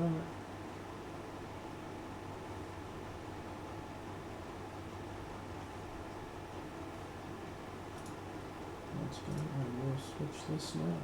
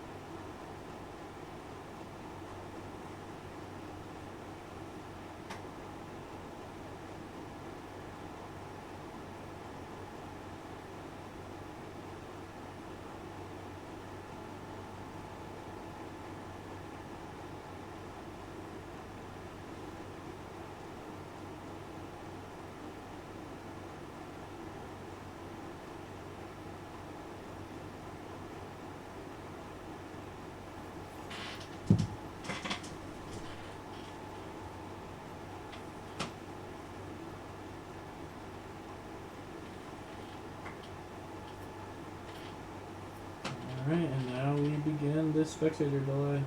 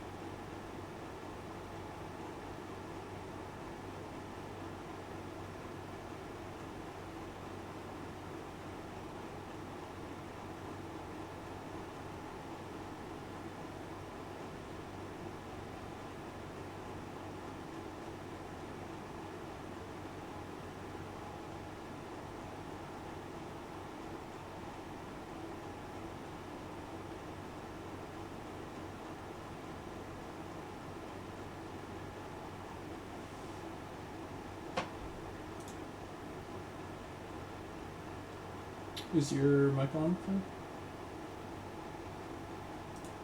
Oh, I'm so sorry. How long have I been muted for? At least the I entire accidentally spectator got one, delay. yes. My bad. No, you're good. I was wondering, because usually you don't go silent that long. Sorry if I'm a little talkative, I guess. No. You're fine. You're fine. I was just like, huh. Because I kept trying to say something like, well, I guess he maybe walked away. I was trying to comment on the matchups. I was just about to say, I think that the matchup mid lane will be a very, like, uninteractive, I guess. Both players, or both characters rather, are characters that like to really sit back and let stuff happen as they farm out. Azir obviously, maybe not obviously, Azir has the longest range of any mid laner, and Syndra has a lot of range through her abilities. And really, you don't want to get close to a Syndra because of her passive, the transcendent splinters of wrath that she can collect by hitting abilities on a player. So I expect neither mid laner to be very, I guess, combative this game. And also, both of them scale very excellently. I think the Azir scales a little bit better than the Syndra does. Also, we like to Azir often builds Zhonya's, and Zhonya's just being a very solid item into the Syndra is, I guess, a little bonus, a small bonus that he gets in this matchup.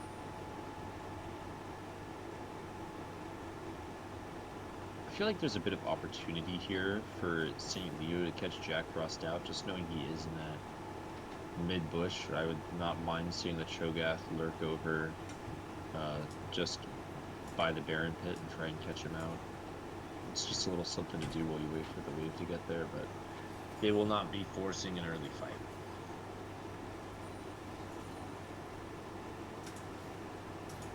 It looks like Team UNF does have a bit stronger early game in the bot lane, or at least a bit stronger level 1.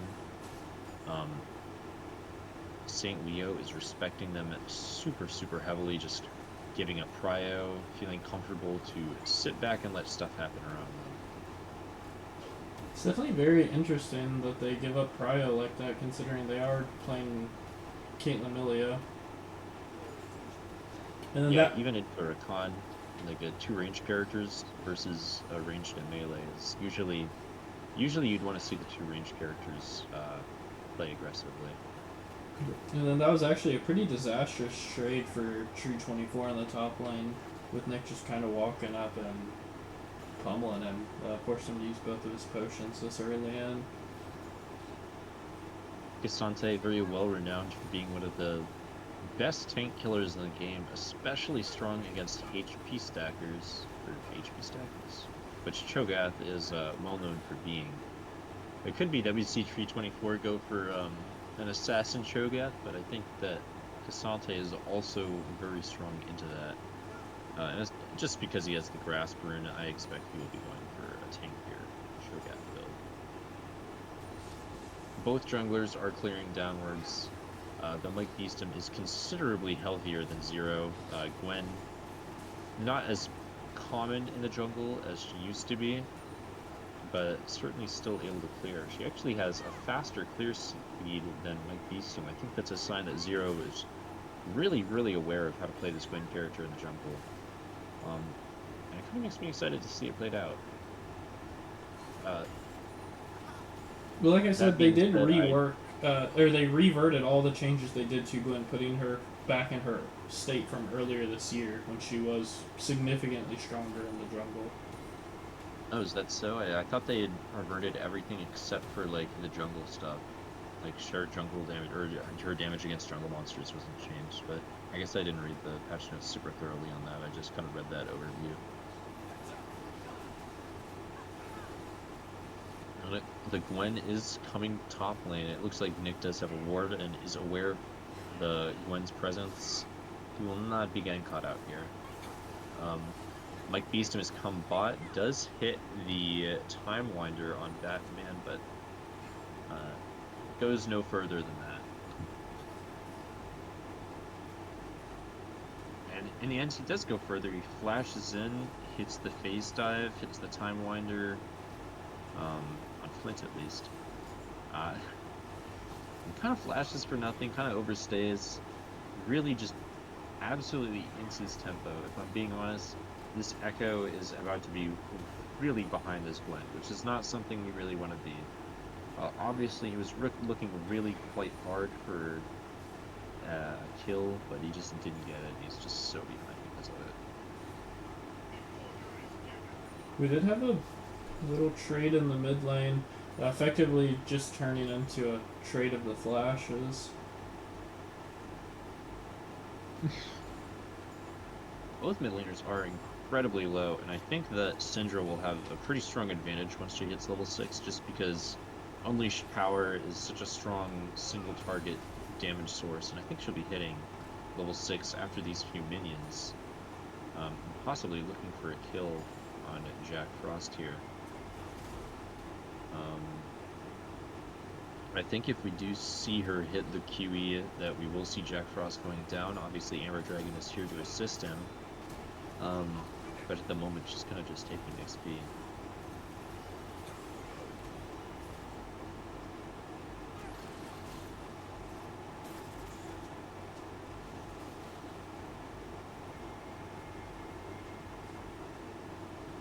Mike Beeston on Tree 24 in the top lane. I don't think we'll be seeing the Cho'Gath go down right now, but he does take a hefty chunk of health. He's out of mana. Nick is in a very strong spot here if he weren't also out of mana.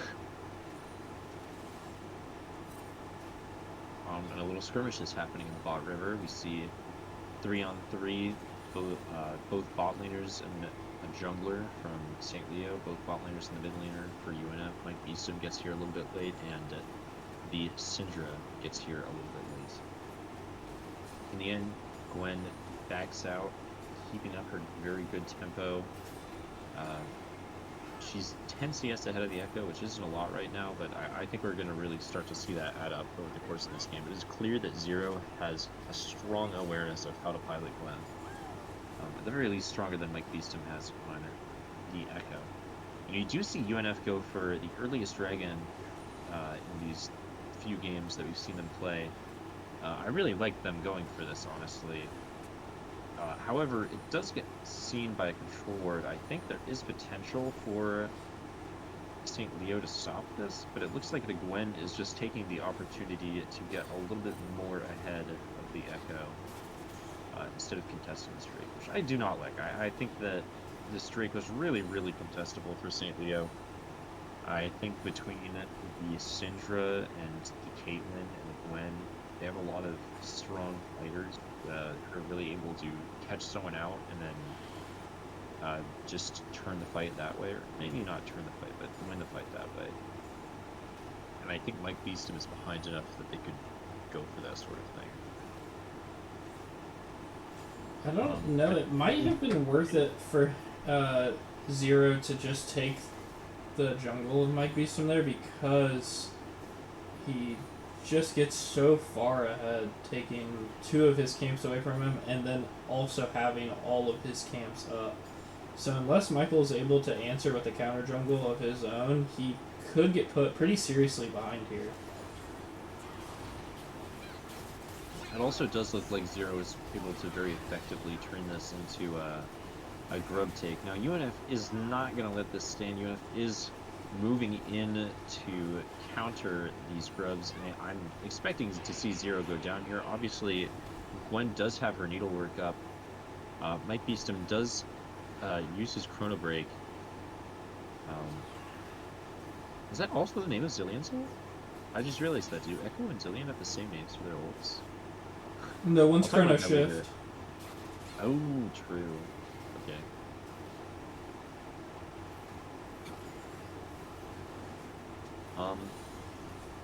In the end, Team UNF gets 0 grubs. Wait, actually I can't see this, never mind. Normally I like to click on the characters and see the little void grub symbol. It's on the top. Left for them. I don't see it. It's on the top. Next to towers, between towers and the screen. Yeah. I forgot you could see it there. St. Leo does walk away with 2 wood grubs. UNF walks away with 0. I'm not sure if St. Leo is actually aware that there's a grub left in the pit. I'm sure at some point they'll walk by it and notice it, see if they can pick up their 3rd and final grub just to complete the set. They may just not care. You do need all 3 grubs for the feat now, no? No, it's I just think 2. it was originally whoever got 2. Oh, it's only 2 currently? Okay. Well then, in that case, UNF has already lost the feat. I don't know how much they care about one grub, so I don't know if we'll see them take it either.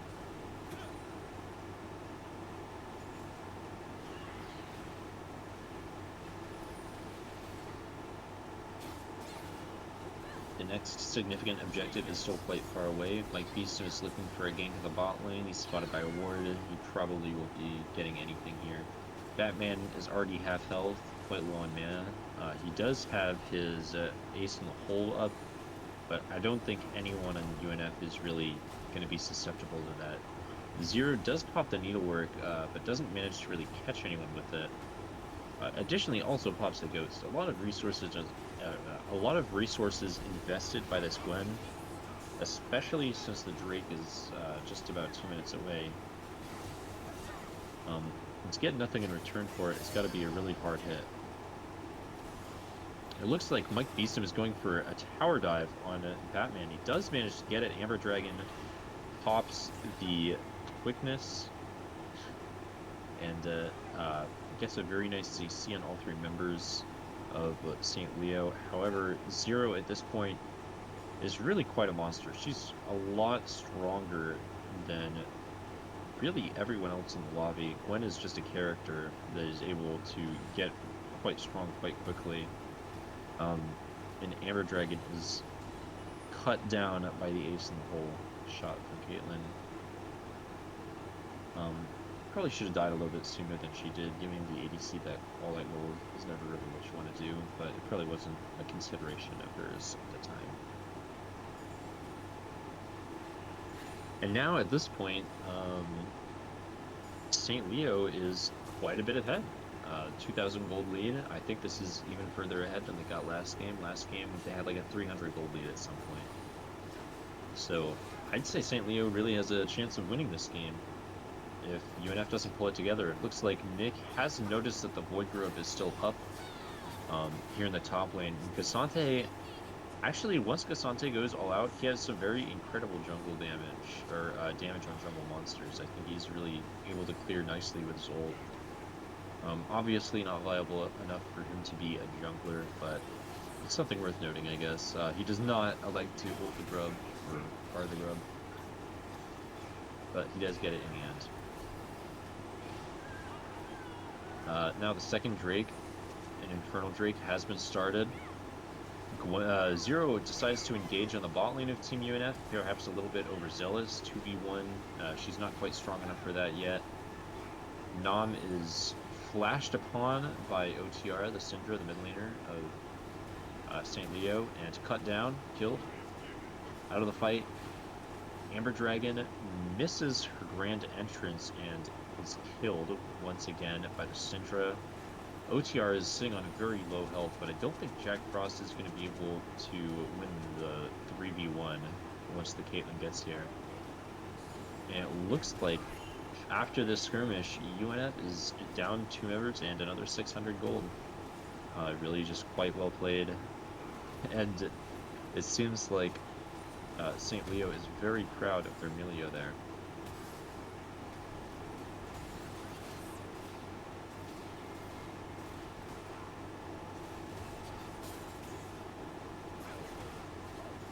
In the top lane, we see Xerath zooming in. I don't think Nick is going to be able to get out of this one. He does have his all-out up and ready, but I don't think it's enough for him to escape this Gwen. And we do see 324 actually hit the feast on the Cassante.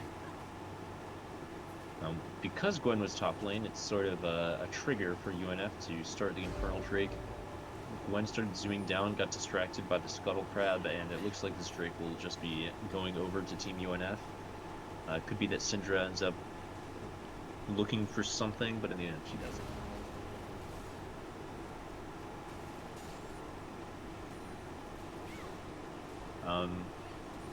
Next objective is Rift Herald coming up in 30 seconds. The Gwen is on the top side of the map, but she hasn't recalled in a little bit, if I'm not mistaken. She's only sitting on 600 gold, or no, she's sitting on about 1,000 gold. I was looking at the wrong side. And she's very close to hitting her 1,200 smite. So it could be that once she clears this bot side jungle, she's going to reset and then look for this Rift Herald. Additionally, the Cho'Gath is just reset. The Syndra recently reset. She does have a blue buff. So I think that Team St. Leo is very much so looking for this Rift Herald. That being said, they can be looking for it. Mike Beeson is already on it. He's very fast with this. He did go over vision to get here, and he knows that he went over vision to get here. The Gwen actually hasn't had the chance to reset, so she's got to run all the way from the bottom of the map to get here, and I don't think she's going to get here in time. If I'm going to be honest, Mike Beeson just made an intelligent macro play. Very, very well done, just collecting the Rift Herald. I don't think UNF is going to win this fight here, if they do decide to fight it out, which, honestly, I don't think they're going to get a choice. So we'll have to see if this Rift Herald is worth however many members of UNF go down. It might just be the Cassante here, which is, honestly, really, really well played by UNF. I thought I was about to see all 3 of their members present go down. As long as Amber Dragon doesn't find a way to get cut out, I don't think she will. She's a very, very intelligent player. Yeah, really nice Rift Herald take by UNF, only losing one member for it. I'm sure they'll be able to make it worth its weight in gold. This top tier 1, by the way, does represent the very first turret that St. Leo has been able to take of Team UNF. I think even in the games, the one game that they played last Sunday, St. Leo didn't manage to take a turret, so a very significant achievement for them. Well played, Tree 24. You did top lane quite well.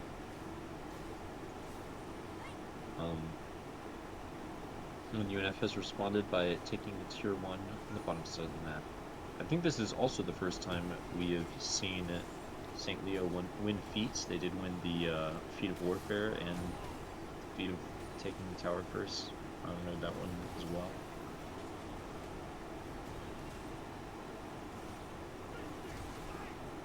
The next Drake is a little bit over 2 minutes away, so I think we're going to be in a sort of mum state for those next minute and a half, maybe just a minute. Vision is already being worked on around the dragon by Amber Dragon, but I don't know if the wards that she places will be up by the time the dragon spawns.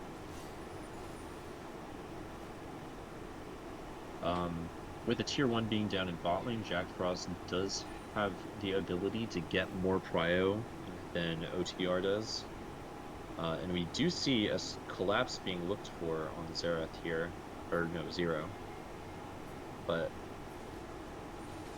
in the end, it does not happen. Both of the bot laners come to help him collect the scuttle. Zero looks for a cheeky little invade, sees that the blue buff has been taken by Mike Beeston, and I expect him to be going down soon. It could be that Mike Beeston is about to get cut out here, though.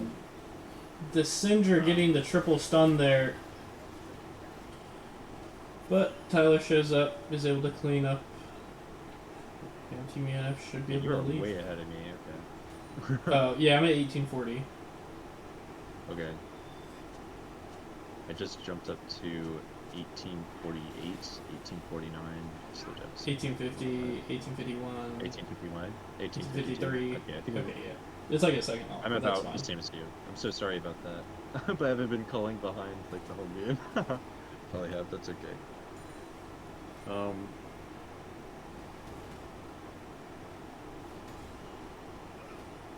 Well, this third Drake, it will be a Hextech Soul here, coming up right about now. Jack Frost already present on the Drake, probably going to clear out the control ward that's on there, and that he does. We do see all 5 members of St. Leo present for this Drake. They are hungry for this dragon. They have not managed to catch one yet, so they are adamant about getting this one. Mike Beeston isn't even on the bottom side of the map. UNF is happy with handing this over. This is where we see the exchange for the first Drake paid back. Mike Beeston is in Zero's jungle, clearing his camps, and Zero doesn't even know it. However, the Otacon is now up, and all 5 members all 5 members are on it. Sorry. No, you're good. They are all fighting for it. It looks like Team UNF is just going to go for the tier 1 and tier 2 and try to make a slight trade, but I don't know how worth that is.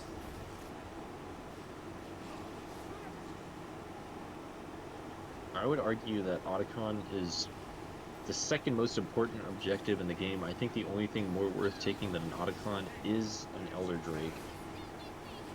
I don't think even 3 turrets are worth it in exchange for the Otacon, in all honesty. Additionally, 2 members of Team UNF going down there. I think that they were trying to stop St. Leo's backs, but it just looked more like an in-play from the bird's eye view that I'm permitted. So, a little bit weird, a little bit of a shame for UNF, but St. Leo is really playing this game quite well. That being said, the last time I mentioned the gold lead, St. Leo was 2,000 gold ahead. They are now 1,000 gold ahead. So the tower taking provided by that Rift Herald really set UNF into a position where they're more, I guess, comfortable fighting St. Leo here. Syndra gets a little post-mortem takedown with her R on the Corki here. Really unfortunate just how that works mechanically, but it is what it is for Nom here. Zero is seen on her red buff, or seen on their red buff. I just say her because it's Gwen. Nick is aware, is able to escape bot lane before the Gwen hunts him down. I think at this point, there's not a single member of Team UNF that could comfortably 1v1 this Gwen. I think she's very, very strong, and I think the Syndra is also quite strong. But Syndra's just a bit squishier of a character, more deal-withable than the Gwen is.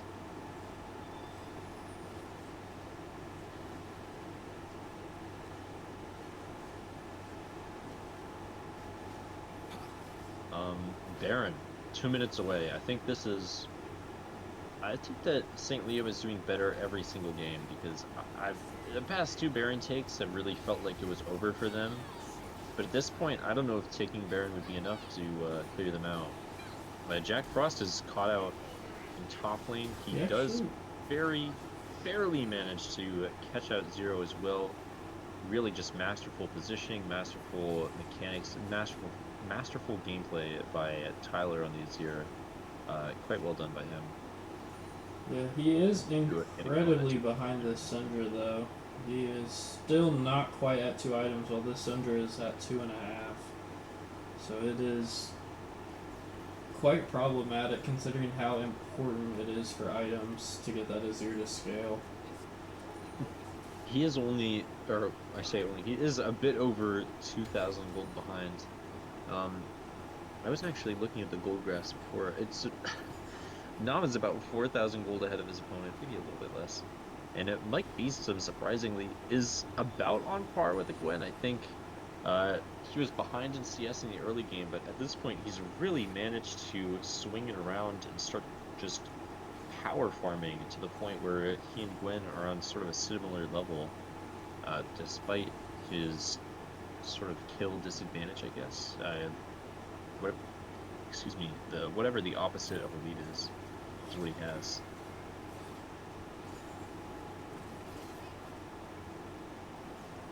The next Drake, a mere 30 seconds away.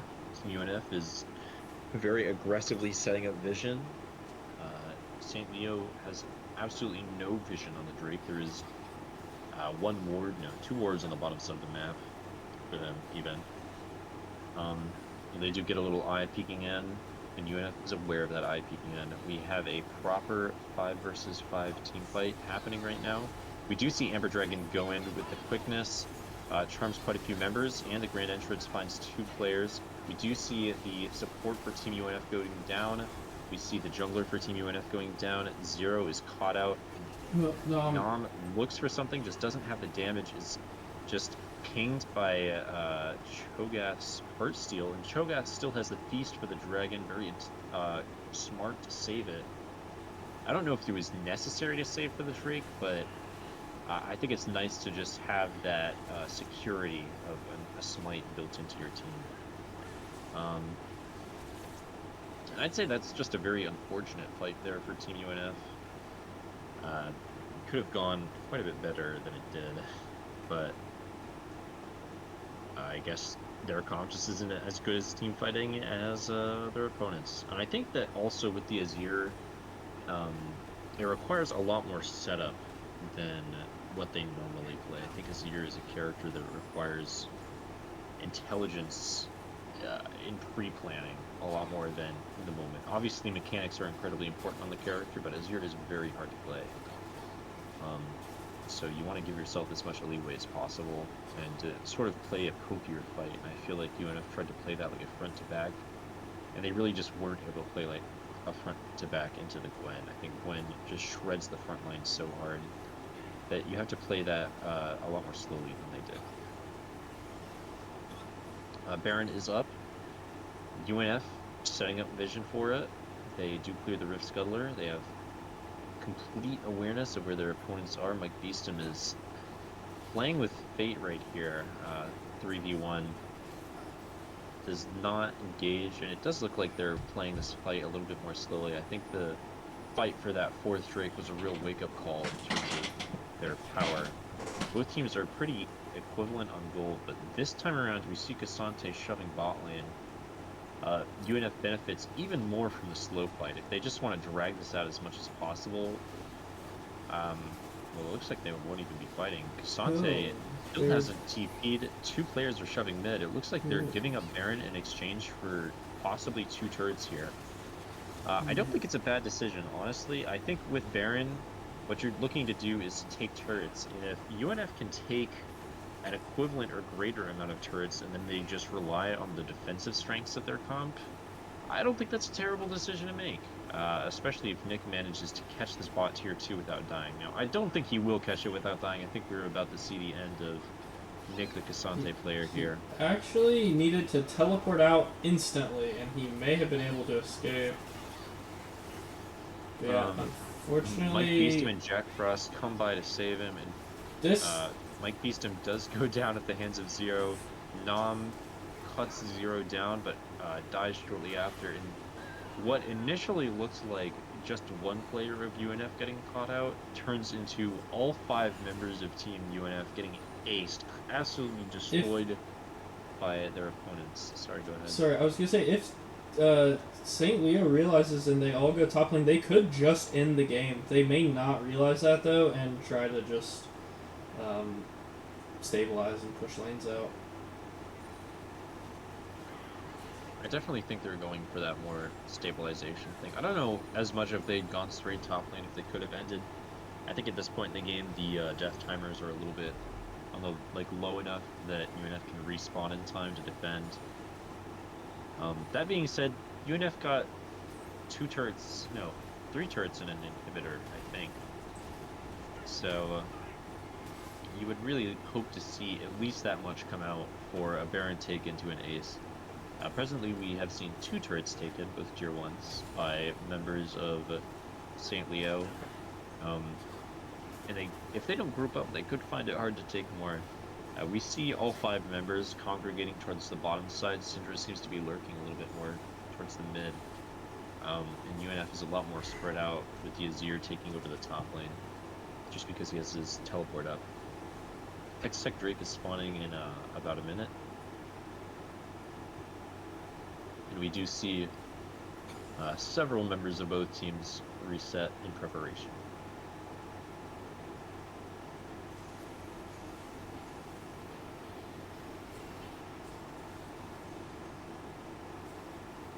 We'll see if UNF learns from their last fight. Obviously, they do already have vision quite well set up. And they're actually in about the same position as they were last time. This is the same place the last fight took place, the same spot the last fight took place. And we definitely need to play this less like a front-to-back comp and more like a poke comp. Jack Frost is lurking way behind, so it looks like UNF wants to sort of sneakily burst their opponents out, which is really not what I would like to see from them. He does elect to go for a little bit of poke, sort of tries for a cheeky ult, only manages to hit one of them. And we see the Azir actually TP straight down mid lane in sort of a Hail Mary play to try and get the nexus of his opponents. We do see Mike Beeston fall along with Zero, so neither team has a jungler right now. However, Tree24 does still have his feast. The members of Team UNF are attempting to stall the members of St. Leo in hopes of letting Jack Frost push through. Unfortunately, he's not even on the towers. He barely has a wave. Well, he barely had a wave when he teleported in. Yeah, unfortunately, his push was a little too slow.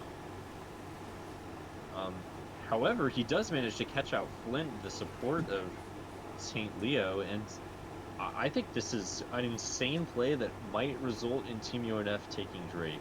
The TP mid was a really not what I was expecting, and I'm not sure if he even intended to take that turret. It could be that he just wanted to draw the members away to sort of give his team more time to power up and take the Drake, I guess. Catching out the support was extremely well done. I think Nick staying behind to clear out the blue buff is a bit of an int from him. He wasn't really on the same page as the rest of his team. So this potential 5v4 has been turned into a 4v4, and UNF is not able to contest the streak as much as they might have hoped. Which is quite a shame, but I respect the play by Jack Frost. I think that was a really, really surprising and creative idea.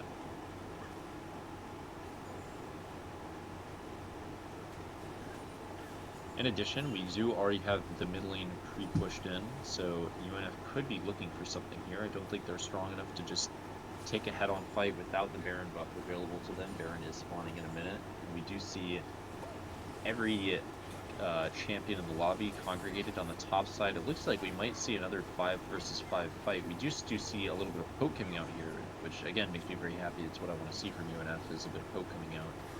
Emilio is doing a good job of sustaining his team through it, but UNF gets the Rift Scuttler exact same way that the last Baron fight started, actually.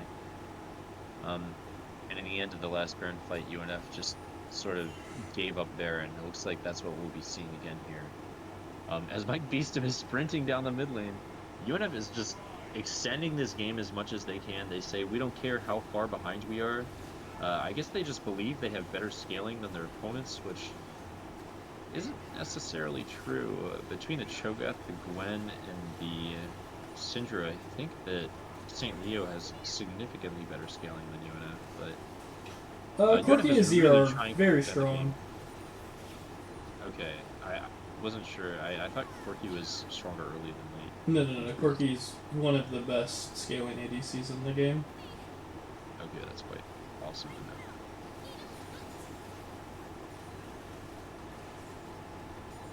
I didn't know the Azir was quite strong though, but how does Caitlyn scale? That's actually not something I know. I mean, I Caitlyn, thought that she was like strongest mid game, but she's strongest early. She's a lane bully. She's of course strong late just because of headshot damage, because she can't just one-shot you. But it's mostly just like playing off of headshots late game. But Corki has both Muramana, Triforce, and Rapid Fire Cannon, as well as all of his auto attacks do true damage. So he's quite strong. Just as an example, currently every time Corki critical strikes, his auto attack does an extra 96 true damage. okay. That's really, really interesting. I guess Corki's not a character I know a whole lot about, so I appreciate that information. Now, we are seeing a skirmish happen over the Baron. Jack Frost completely separated from his team. I don't think we'll see UNF fight seriously over this Baron. It could be that he's just trying to push out this lane into another cheeky attempt to take St. Leo's base. I think that's really what UNF's strategy is here for this game, is ignore objectives, shove lanes, and hope that their opponents can't deal with it. It's like, it doesn't seem like they went into this game with that in mind. And I want to say it's creative, but I don't know if it's working for them. I'm gonna say it. I don't think it's working too great for them. Just looking at this all, it looks like their opponents are quite a bit stronger. Their opponents have Baron right now, and I would expect them, St. Leo, to just be able to walk mid and end the game. Obviously, UNF has the inhibitor minions on their side, but inhibitor minions are not stronger than Baron minions. Well, they're stronger than some of them, but overall, I think that the Baron minions are able to win that interaction, that exchange. That being said, St. Leo is still only 3k gold ahead. UNF has done a really great job keeping up with the gold disparity. At this point, 0 players, I think, yes, no players are actually full build. Almost 40 minutes into this game, so we will start to see some characters cap out and how strong they can get, and then some characters catch up a little bit. We do see what I kind of expected with St. Leo just brute forcing down the mid-tier 3 inhib turret here, and Zero does very nearly catch Nick out, but it looks like Zero himself almost gets caught out by Amber Dragons. The quickness doesn't really result in anything. And for all of that incredibly intimidating looking push, uh, Team St. Leo only takes the one middle inhibitor. They do get Hextexel off of this, however. Yeah, Hextexel will be pretty problematic, especially since it's all 4 Hextech Drakes. So it gives them all extra ability haste and attack speed. I think Gwen is a character that really benefits from Hextexel. Just she absolutely loves staying on top of her opponents, and Hextexel is exactly what she needs to do that. I think even better than Cloud Soul. Yeah, I would not I want think to be playing into this team with Hextexel, giving that Syndra even more burst. additionally, the attack speed is something that Gwen benefits from as well. I think that if this Cho'Gath were running an assassin build, he'd be a lot more thankful for it, but I'm sure he doesn't mind just the extra soft CC in his kit. UNF has to play this a lot safer now because of the Hextexel. It's a lot easier for them to get caught out, I think. The slow really is quite significant. It's just not something that can be ignored.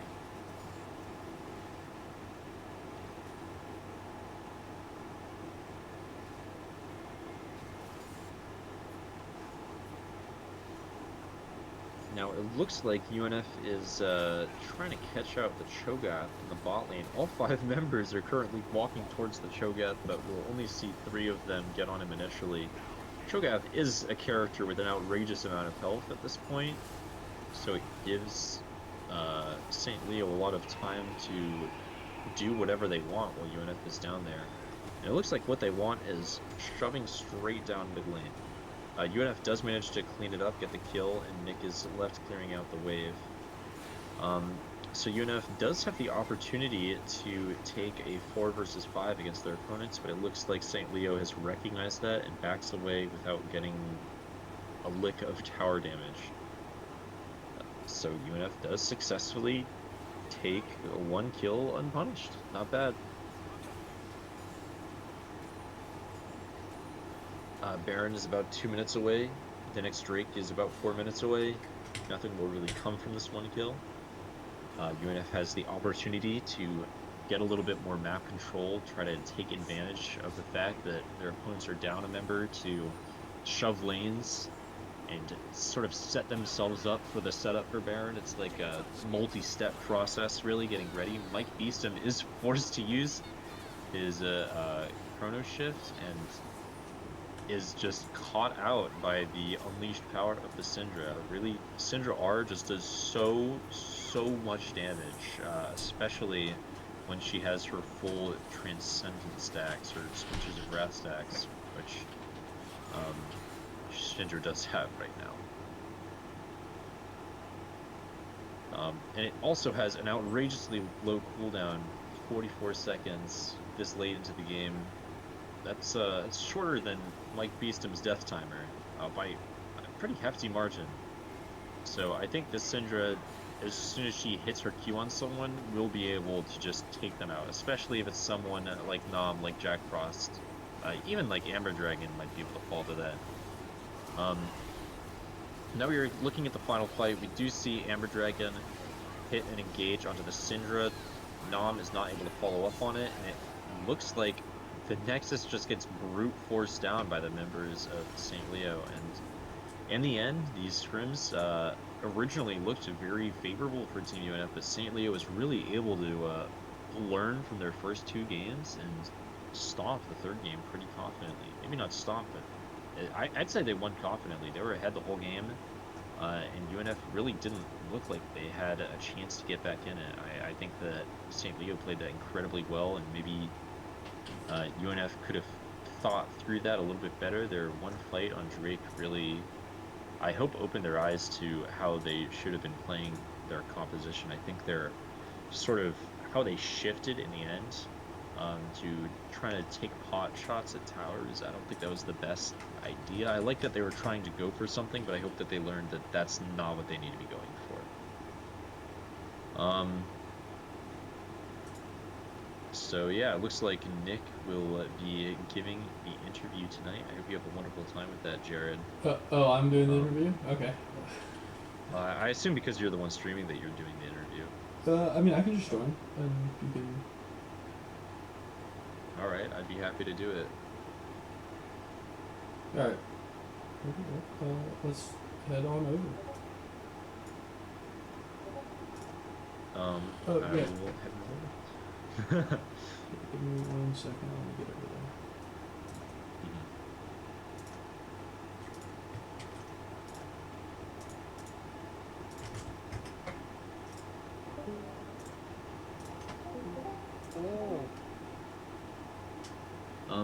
Hello, Nick.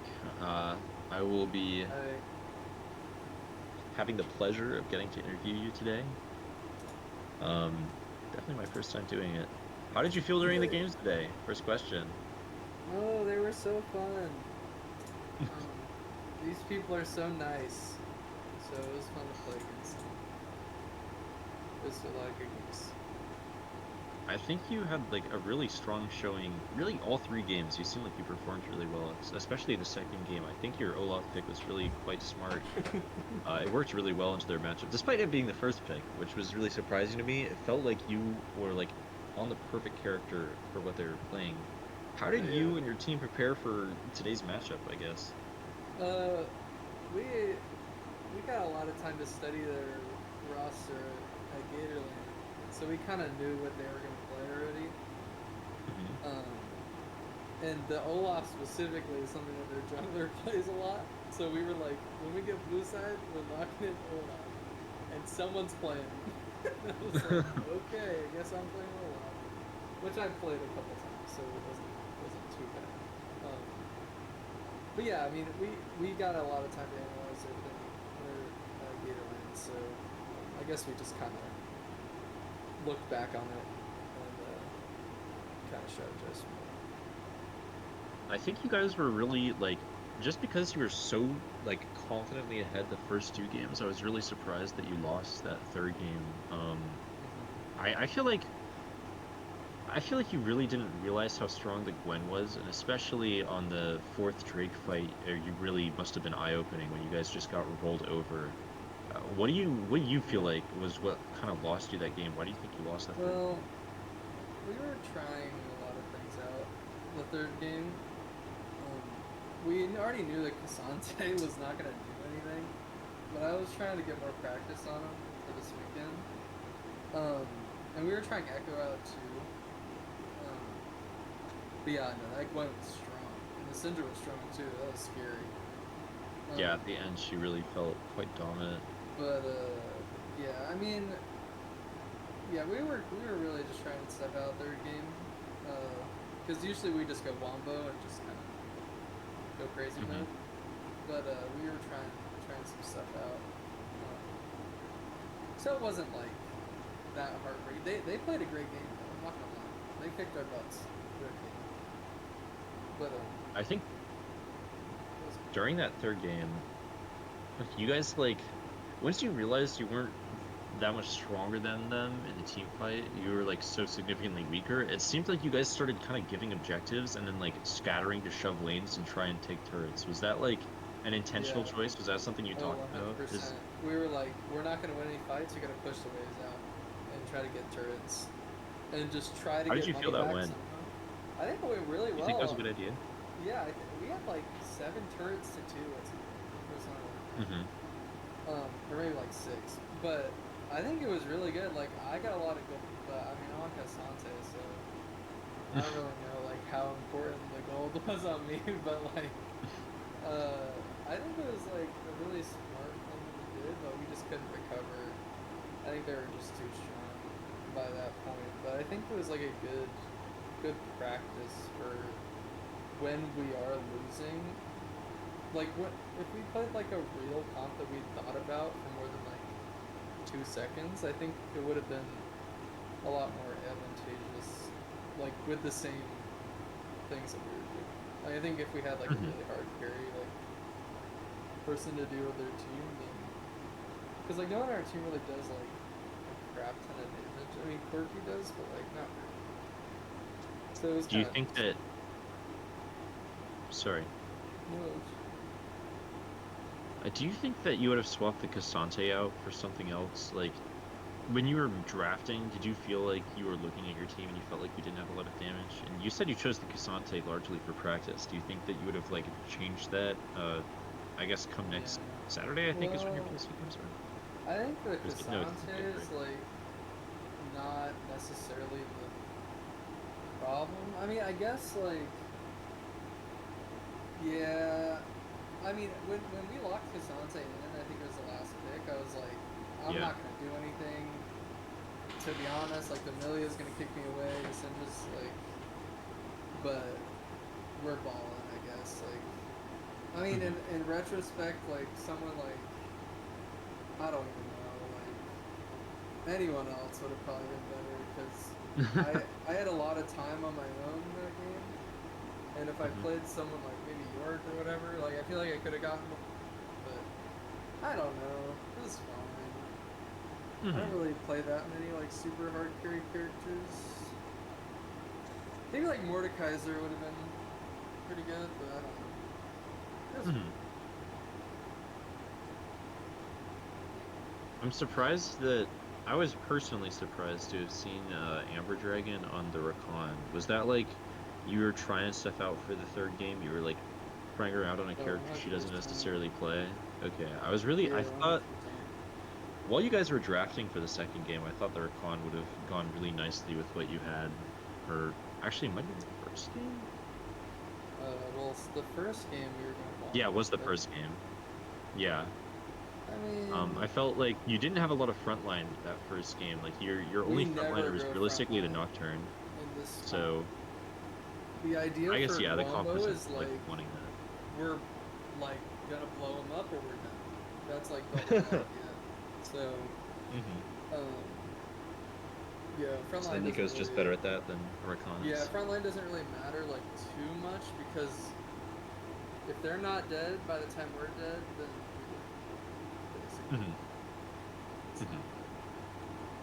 but yeah, I do like the comp a lot. I can't I think she played fine. Yeah, no, I think she did alright. Well, thank you so much for answering my questions. I guess I have one for you. No, it was a joy to watch you play. Yeah, the games went good. I'm excited for this weekend. I appreciate St. Leo, or we all appreciate St. Leo playing with us again. Like I said before, they're really, really cool people. I got to play one of my very, very favorite old characters we played a lot, which was so fun. Felt like nostalgic in a way. It was pretty fun. He was like you guys were doing the PLC this weekend, right? No, we're gonna be doing Seawall. We're in playoffs for Seawall. Okay. So that'll be fun. It's like a best of 5. What time is that? When is that? For a game on Sunday at 3. All right. Yep. I'll be sure to catch the game. Yep, best of 5. So it should be fun. I look forward to it. Well, once again, thank you so much for talking to me. You played great you played great tonight. It was really wonderful to watch. I hope I get to see more of your Olaf. You actually seemed really, really quite good at that champion. I'm surprised you didn't run it more. I don't know. I got like secret hidden that I'll never play, but they're hidden forever. I'm just kidding. But I appreciate it. I won't hold you any longer. Have a great night, Nick.